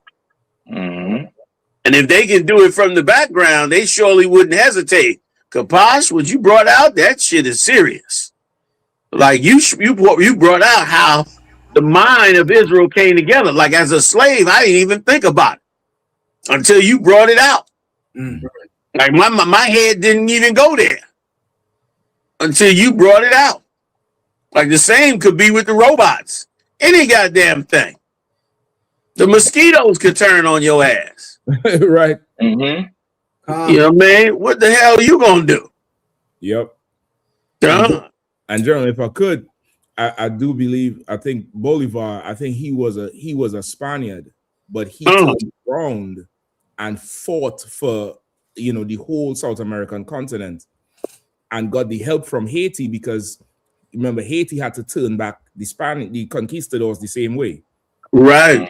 Got wind of what he was doing, and they sent the help freely. That's why some of them, the South American countries, the flags have the same colors as Haiti, is the red, the blue, and they'll add the yellow, different variations of the yellow. And the white. The red, the blue, and the yellow. So they definitely, for sure, came together on a level that Esau knew from back then. You can't let Haiti rise no more, and you have to keep a strong foot on the neck of that South American continent, because if it is, you allow them to come together, it's going to be too much of a problem. It's going to be way too much of a problem. And Mashak, you just brought up another nuclear damn bomb. Like, what? Tons of these Edomites is married to Israelites. Tons of these Edomites don't want nothing to do with no Republican racists. Yeah. These Edomites own the real estate we done lived under. They done lived in the hood. They done made money in the hood. You know what I'm saying? And some of them just plain out don't like the injustice. Like, you start getting Edomites against you, man, you don't know what the hell this could end up at the end of the day. Right. God. What you're saying, if I could, it's so heavy. Just recently, Texas put out a camp video of a devil trying to kiss the boots, and you had it looked like an Issachrite and a Jake trying to stop him. Like he's like, no, I need to do this for my ancestors was wrong, and he's like, and they begging and pleading with him, get up, don't do it, get up. And the Spirit of the Lord is like bringing him down. You know what I mean? And then one last thing it says on here, AI says, an interesting fact, the relationship became so close that Chavez once described Venezuela and Cuba as one single nation with two flags but one heart. So that's Venezuela and Cuba as two nations with one heart. That's why Trump going for Cuba. Yeah. It was some Cuban officials that got unalived. That was part of the security team. Get out of here. So like when they went to go get Maduro, it was some of them was Cuban nationals. Yeah, Cuba had sent soldiers down there. Cuba had sent some soldiers down there to support. Did it, which is why the thing is like a whole setup, because the Friday Maduro met with Chinese officials. Yeah. The Friday he's meeting, they have him, they show you the whole thing in the full suit. Saturday morning they come get him, and nothing with the Chinese officials. You didn't take the Chinese officials too. I thought he had war with China. So, like, if I could, what I was going to bring out, piggybacking off what Captain Kaposh brought out, back when Hugo Chavez became the president in Venezuela back in '98, before he made the transition to socialize the oil industry, he took on Cuban security. He reached out to Cuba and Castro and them, and he made his security forces all Cubans because he didn't trust that he could. He didn't feel like he could trust his own people to be free from the influence of the CIA and American government. So in the raid to capture Maduro, 32 Cubans lost their lives because Maduro's entire security force was made up of Cubans. Like Captain Kaposh brought out, the relationship between Venezuela and Cuba, the entire time that America has put an embargo and sanctions against Venezuela and not allowing them to sell their oil, they have, in addition to selling their oil to China and Russia for pennies on the dollar, they also sold their oil to Cuba, which is how Cuba has been able to sustain itself with the embargoes and sanctions that America put against Cuba. So that relationship between Venezuela and Cuba has been a strong one for some time, and it's, till this day, like I said, 32 Cubans are the ones that lost their lives in the raid that Maduro brought down. And one more thing, when Chavez socialized the oil industry and got rid of all of them oil companies, the businesses that suffered the most were the small hats. And they're the same ones who Fidel Castro kicked out of Cuba during the Cuban Revolution. All of those Cubans that get, quote unquote Cubans, that got kicked out of Cuba during the Castro Revolution, a lot of them were small hats. You go down to Florida right now, a lot of them Florida Cubans that's extremely right-wing and Republicans, a lot of them are small hats. Right. Marco Rubio, his parents is part of that small hat diaspora that was kicked out of Cuba, and he wanted to go back into Cuba and get back in power, but they couldn't do it because Cuba was supported by Venezuela. And JFK stopped them from the Bay of Pigs. So that's why as soon as they went into Venezuela, the first interview that Marco Rubio did, he brought up Cuba. Because Venezuela being weakened is now the signal that now we can go get Cuba, and they warning the Cuban president, we coming for you next. And that's the whole domino effect of all of this is the small hats wanting to get back, and America being the conduit through which they can exact their revenge on all these people that have revolted against them and stood against the empire. It's a lot. Go ahead, Cap. No, go ahead, Cap. Go ahead. I was just gonna say, Captain Soccer War, you ain't bring out what Maduro said about the small hats. You did a video last couple days. I did a video. Maduro got a video from saying that the 12 tribes are not the people that's in Israel today. Netanyahu he's a fake Jew. He's from Poland. They are not the original people of the Bible, and that war over there is not a religious war, it's a geopolitical war, and that's another reason why they wanted to get Maduro out of there. Another thing, there's a lady who they said won the elections in Venezuela last year. They trying to get to be in power, right? Right. Her first move that she wanted to make, once they got Maduro out, she thought she was going to be transplanted in. Her first move was to take the Venezuelan embassy and move it to Israel. Wow. She won. The reason why Donald Trump won't let her become the president is because she was granted the Nobel Peace Prize this year over Donald Trump. Damn. Donald Trump don't like that this Jew Venezuelan broad got his Nobel Peace Prize, which is why he said, "Nah, the vice president down there, we're gonna let her stay in power. I'm not granting this small hat broad to be the president because she took my Nobel Peace Prize." Damn. It's all like that's heavy. Like it's so many factors.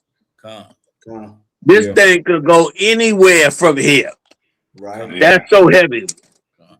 One more thing, if I could, sir. It's a lot of different factors and different things, but at the boil it down to the crux of it, at the core of all of this, which has really been at the core of all the major wars in the last 100-something years, is the small hats and their reserve banking system. Another thing Cuba and Venezuela and China, these countries have in common is they don't have a central bank. They are not dependent on the small hats banking system in order to be able to borrow money at debt and be indebted to a system to pay back. So the big threat of the loss of the petrodollar is it takes away the small hats chokehold on all monetary, all money. Because with the revolutionary thing that BRICS and China is trying to do is they're trying to go back to a currency that is backed by gold. The whole revolution of the BRICS is we're going to get rid of the dollar and the Federal Reserve centralized banking system, and we're going back to the days where money is backed by gold and by silver. So, like, one more thing, and I'm going to land, sir. On the Friday before the invasion, right, on January 1st, China put out a message to the world that they were no longer selling silver. Wow. Now, China does not control the earth's silver, but the problem is China's the only place where silver is manufactured. So when they go digging up in the earth, they go digging for zinc and cobalt and nickel and all these other metals, silver is often found in the mix. But the only place on the planet right now where you can melt all those different metals down and sift through all that dirt and refine silver to be used for computers and microchips and things like that is China. So when China came out and said, we're not selling silver anymore, meaning you can't get silver unless we give you permission, that to America was like, yeah, B, your money don't mean nothing no more. Your dollar doesn't mean nothing no more. And America, their response to that was, well, we're going to take the oil from Venezuela. So it's a lot of, it's like, this is a major turning point when it comes to the earth rebelling against the small hat powers that be behind the scenes that have been controlling and dictating the movements of everybody in the wars and who lives and who dies behind the control of that monetary system. So Heavy. Give it up, y'all. Give it up. That was amazing. That was amazing inside out. Jennifer, I made two, sir. Oh, Sly, go ahead, sir. Go ahead. No, you got it. Kawakan, sir, and just Captain Saga War going into the history, Captain Saga was a beast with the history, and I love that history. This ties right back into how the hypocrisy of how they cutting down on the drugs. When there was a movie called The French Connection, I remember. Kawakan, sir, that movie. Philosophy told my age. Well, I know it too, General. So like it. It was a Tawar movie, and it's based off of the real French Connection, which was the connection of crime, the national crime syndicate that was ran by the Jewish mobster Meyer Lansky in conjunction and protection of the CIA. And what they were doing was they were taking opium from Indochina, from the Chinese, and the entire process, the entire manufacture process and distribution process was they were taking opium from China and then shipping it to France. And then the French were shipping it to, I might be getting the countries confused in the process, but they were sending it to France, and then France would send it to Sicily. And the Sicilians would process it, and then they would send it to Cuba, because the Jewish people had a strong, just like what Kawasaki was bringing out the history, those small hats, those Jewish people who the white man today tries to claim is Cubans, that's white people. The whole drug trade in Colombia, the drug trade in Cuba, the drug trade in Venezuela, these are all Jewish people, Europeans, that have placed themselves in these nations. And that's why Cuba was the last place where these drugs were sent before they were shipped to Harlem, New York, where now the Italian mob, the Jewish mob, they would distribute the drugs to not small time, but the main black drug dealers, and they would distribute it to the small time black drug dealers in the jazz clubs, but it was black people's faces who they were putting on the front of newspapers, and they were talking about on the radio broadcast as the kingpins and as the drug dealers, when this was an entire white man operation for the whole entire process, mainly the Jewish man. And it ties into what Cam Sakura was saying with how the Jewish man was in these South American and Central American and Caribbean nations. This was the Jewish man's whole thing, and they had the protection of the CIA. I forgot the operation name. I used to know it on top of my head, but it's one you can look it up. It's one of the CIA operations.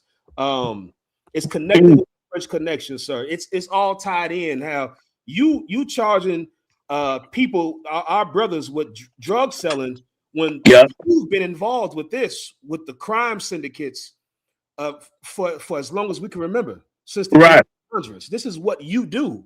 This is your business. This is your bread and butter. And so it's like it's again back to the analogy. You eating all the cookies and then turning around knowing you ate the goddamn cookies and saying, yes, they eat, the brother and sister right here ate the cookies, nigga. I can't wait till daddy get home, nigga, because you know God. So there's gonna be some beatings in that day, yo, man. It said it's gonna be weeping and gnashing of teeth. Yep. So like sir, one more thing if I could bring out. Come on with this rock and roll. This goes back to the Stephen Miller interview as well. Right. I remember there was a time where, a lot of fake Israelites and cats that think they know something about the Bible tried to talk about the mark of the beast. I remember being young in the truth, and they were saying the mark of the beast was the microchip, and they gonna come in, make you take a microchip in your arm and in your forehead. And Commanding General Yahanna and the Israelite School of Universal Practical Knowledge taught that the mark of the beast was the white man's capitalism. It was the white man's democracy, and that if you didn't accept that capitalism, if you didn't accept that democracy, you would be cut off from the earth and doing commerce. And how you broke down something and brought out that this was talking about international business. This wasn't talking about a man going to the grocery store buying potato chips, but this was talking about nations' ability to be able to buy and sell.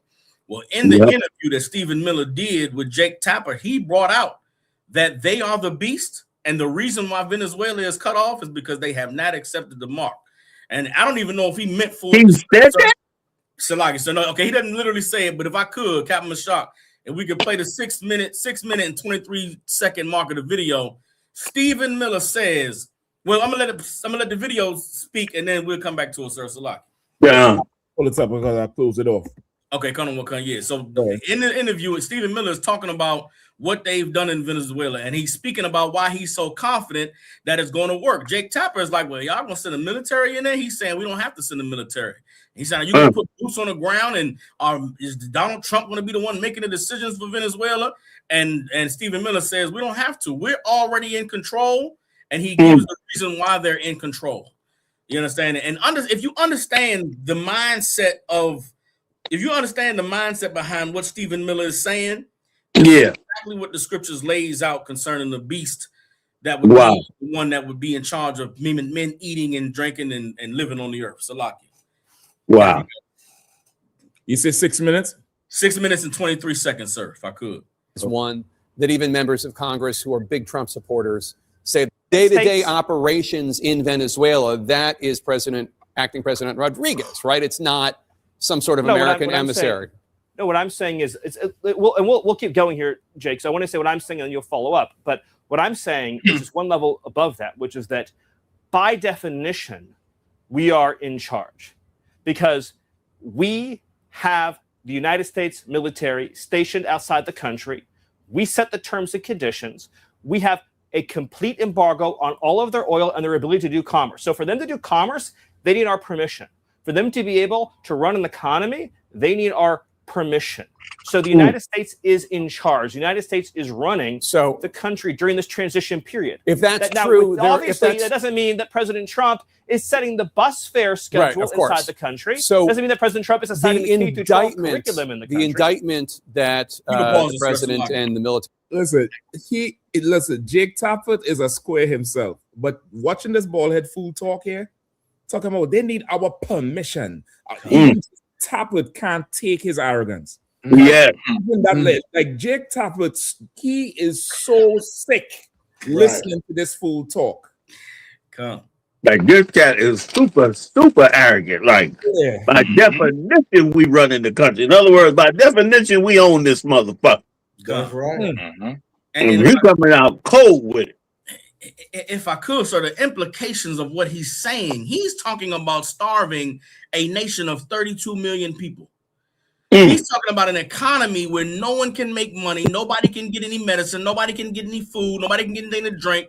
They can't have electricity or running water or the internet, like things that we take for granted. He's sitting there saying, yeah, they'll have none of it because we say so. Wow. What authority? Who decided that you was God over these people? Who decided that you were the one to determine life or death, who eats and who drinks and who gets to sleep with air conditioning in the summertime and with heat in the winter? But in his mind, that's their right. It's their right to determine what they can and cannot do. And that, Sir Salaki, is the mark of the beast. That is truly the mark. Salaki. And General, sir, go ahead. Guess what's his nationality? Jewish. Ashkenaz. Yep. Small hat. Wow. That's a hell of a thing came out that cave. Go ahead, that's Salaki. No, that's why. That's why. You know what I mean. I had to go look him up the way he was speaking. He was speaking like one of them. Like they, you know what I mean. They run. You know what I mean. Like they, you know what I mean. You got to come to them, basically. Right. Salaki, if I could, it's just like Haman. It's just like Haman. Like when you would look at the whole, like how they starving. Like now, not one mention of. Now at first, okay, if he's saying they're gonna help the Venezuelan people, why are you talking about a blockade? You're right. Why are you talking about permission? You ain't say you care more about Americans. Well, I'm not going to even say it, man. You care more about their personal interests via America rather than the Venezuelan people. You're not looking like Captain Saga War brought it out. You ain't saying, man, you know what? Let's make sure can't stop the oil because that's their mode of survival. That's they gonna try to starve them people out of starve them into obeying what they want, man. So naked imperialism. And you can tell this cat here, he wanted to be in this position since a child. Yeah, he's enthralled with that position next to Trump. Yep. He is enthralled with it. Yep. You're so right. Like he wanted to have so much power. In high school, he watched men have power that he couldn't run, he couldn't jump. He probably wasn't smart enough. The way how he's talking, you can tell he's not that educated. He can't articulate ideas. He can't convey it well enough. He's not smooth. And he always had power. And he just was born into the right family that he's sitting at a table now. He could get on national television and stress permission for people who are poor and suffering. You need permission. You need permission. You need permission. The same thing they arrest Maduro for, being a dictator. Right. And they say he was a dictator and oppressing the people, and the people couldn't get this and couldn't get on TV saying if they want to do this, they need permission. If they want to do that, they need permission. Come on, you need permission. I mean, the way he's saying it, like he want to make sure if you listen, he want to make sure you completely understand what he's talking about. Yeah. Salaki, sir. Oh, no, go ahead, Cap. Salaki. No, I'll be quick. Salaki. And if you think he's bad, his wife is worse. His wife was she was on I forget this show host, and she got into an argument, and she told the dude that I'm going to ask my husband to get you deported. Damn. That's what brazen there. So like the day after they captured Maduro, Stephen Miller's wife posted a picture of the country of Greenland covered in an American flag and said, this is next. That was the caption. This is next. And it was Greenland with an American flag wrapped around it. One thing. Salaki, go ahead. Go ahead, Cal. So I want to say one thing about Stephen Miller. Go ahead. We'll say real quick, right? That's why, sir, when you brought up the analogy earlier about the father, I mean, the interview was right on. The whole, they gonna need permission and they gotta come to us. Like, they so badly want to be the father of the earth, the father of the nations, the one that everybody looks to, and that right belongs to the Lord. Like the audacity of these devils to position themselves as though they are the most high power is the reason why no one is going to bat an eye. No one is going to be sad. No one is going to wonder, why is this horrible thing happening to these people? The earth is going to exhale. All of the meek and the poor and the oppressed everywhere on the planet are going to rejoice when the day comes that the Father visits the earth and our King crack that sky and the white man gets put in the place that he belongs, which is in the cage, for everybody to look and hiss and sigh and say, is this the man that caused the earth to tremble? So like I'm paraphrasing Isaiah 14. Like they've been telling themselves that they the chosen so long that they done got drunk with it. You know what I'm saying? Right. Like the Lord said, thou has become drunk with the wine of fornication. They ain't drunk with it. You know what I mean? Pride of thy heart had deceived thee. Yes, that's it. That's so it. You know, man. I wouldn't doubt that whole operation done put an extra gas in the tank that probably fueled that shooting in Minnesota. Because Trump said they ready now. Yeah, the Lord got them ready, boy. He said, "I'm gonna let y'all get out there and get it on." Go ahead, Salaki. Yeah, it's so free. It's like freeing for them because Trump said he watched the whole thing on the body camera, the whole operation. And he said like it was like watching a movie. It was so beautiful.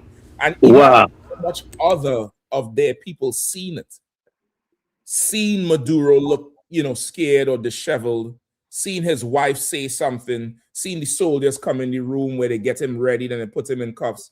That thing, if they watch that, when they come out on the street the next day, or they come out in public the next day, they are 10 feet taller in their mind. That's right. Yeah. They're not the same person like before. That's right. Yes. They're 10 feet taller in their mind. And if you say no to them, like the woman in the car, you have to die. Yeah. You have to die because we just went and took Maduro out his house. Right. Everybody asks permission. You want to leave, you have to ask me permission to leave. You That's right. You need permission to drive away. Yes. Like they're in full emboldened now. Every last one of them is fully juiced and gassed up now. Yes, they are. That's why the Lord said, "For this reason have I raised thee up." He done brought them right. They there now. Oh man. Like it even took a fight to get them where they needed to be. Yeah. Like they weren't puffed up enough. Right. So the Lord said, let me get them all the way puffed up. Yeah. To get all the way up in this fight. And brother, whoo. Man, the Lord said, "I shall slay he that pisseth against the wall." Yes. Go ahead, Salakia.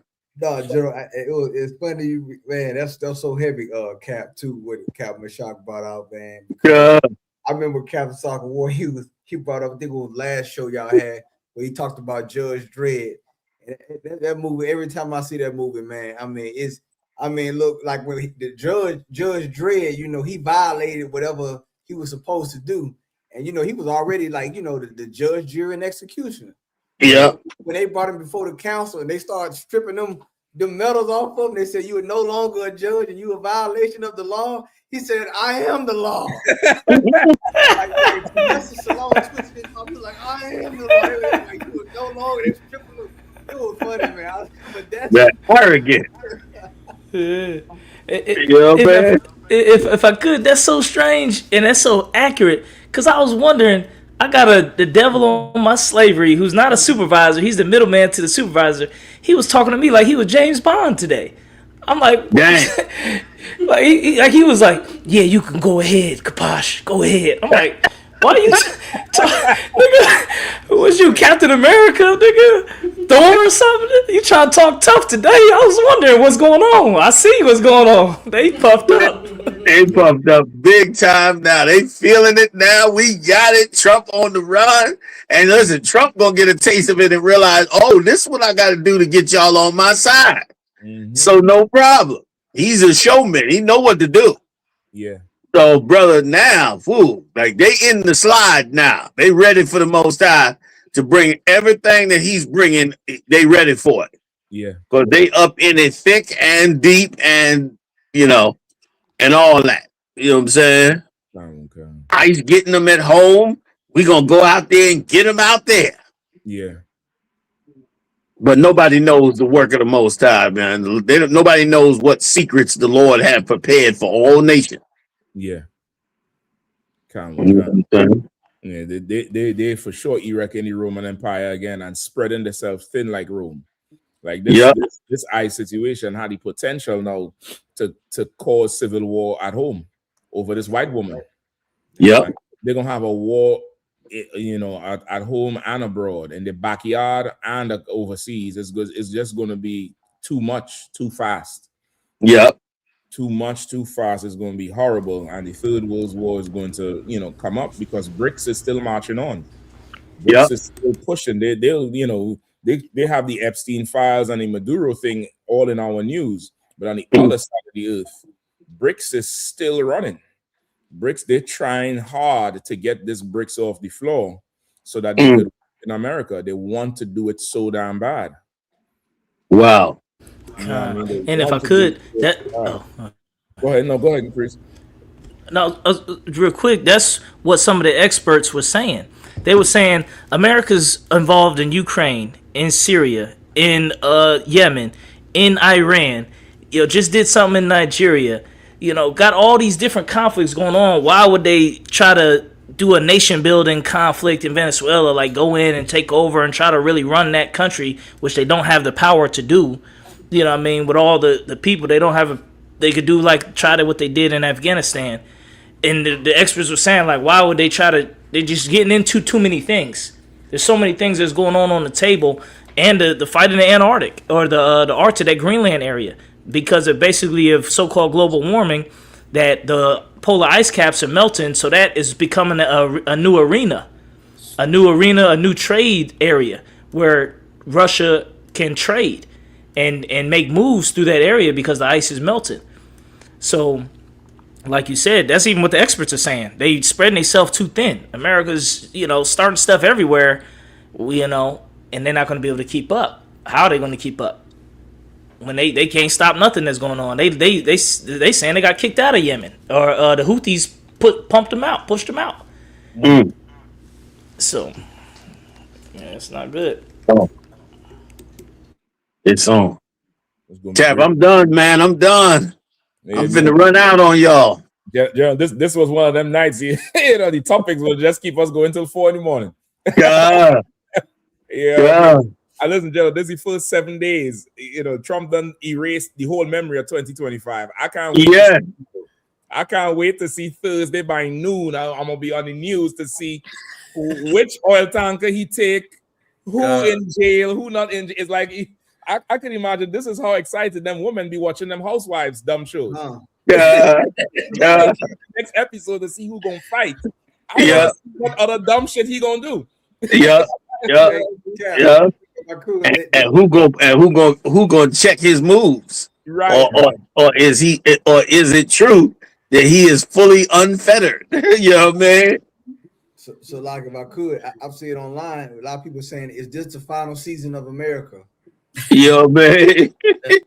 just like a sitcom or something. Like you said, Cap, they looking, is this the final season? We in the final season, man. Who gonna make war with the beast? That's the name of this season. Who will make war with the beast? We right there. Yeah. So again, to Walla Kabandre and Yahanna for coming on tonight.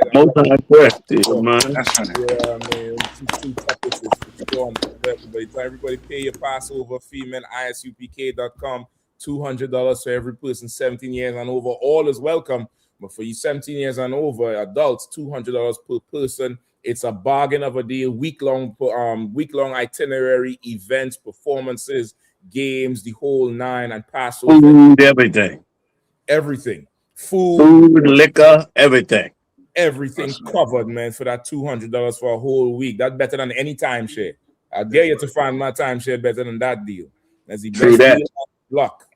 You know, April Yeah. 4th, 57th annual Passover. We all make it down to Houston, Texas. Pay your tithes, isupk.com. Send your, all your increase and earnings to the priest and prophet of the Lord. We in tax season. Get that tax thing right. Cut your 10% off. Pay your Passover fee. Get down to the Passover, man. As they go to war for their country, we're going to go and honor the Lord. So he comes and makes war with them for us. You know what I mean? Yeah. Don't forget, check out Commander General Yahanna every Monday night on this channel, The Real General Yahanna, 9 p.m. every Monday night. Black Watch right here live and direct, man. And with that, I say aloha panya. Barak. Yabashma Shabraka Thumb to what again, Akim? That's right.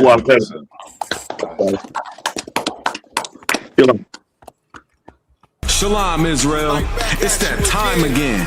The ISUPK, under Commanding General Yahanna, presents the Lord's 57th Annual Passover. That's right, the Lord's 57th Annual Passover, April 4th, 2026, in Houston, Texas. All Black, Hispanics, and Native Americans are commanded to observe the Lord's Passover. This will be the biggest Passover to date. You do not want to miss this. Fresh lamb, fresh wine, and bitter herbs as commanded by the Most High. Only $200 per person, ages 17 and up. The biggest event of the year. There is only one Passover, and it's under Commanding General Yahanna. See you there, Israel. Shalom. Nobody else there to compare to. Train for war, men of war, and war like apparel. Prefer our leaders, can't get between us. Watch where you stepping.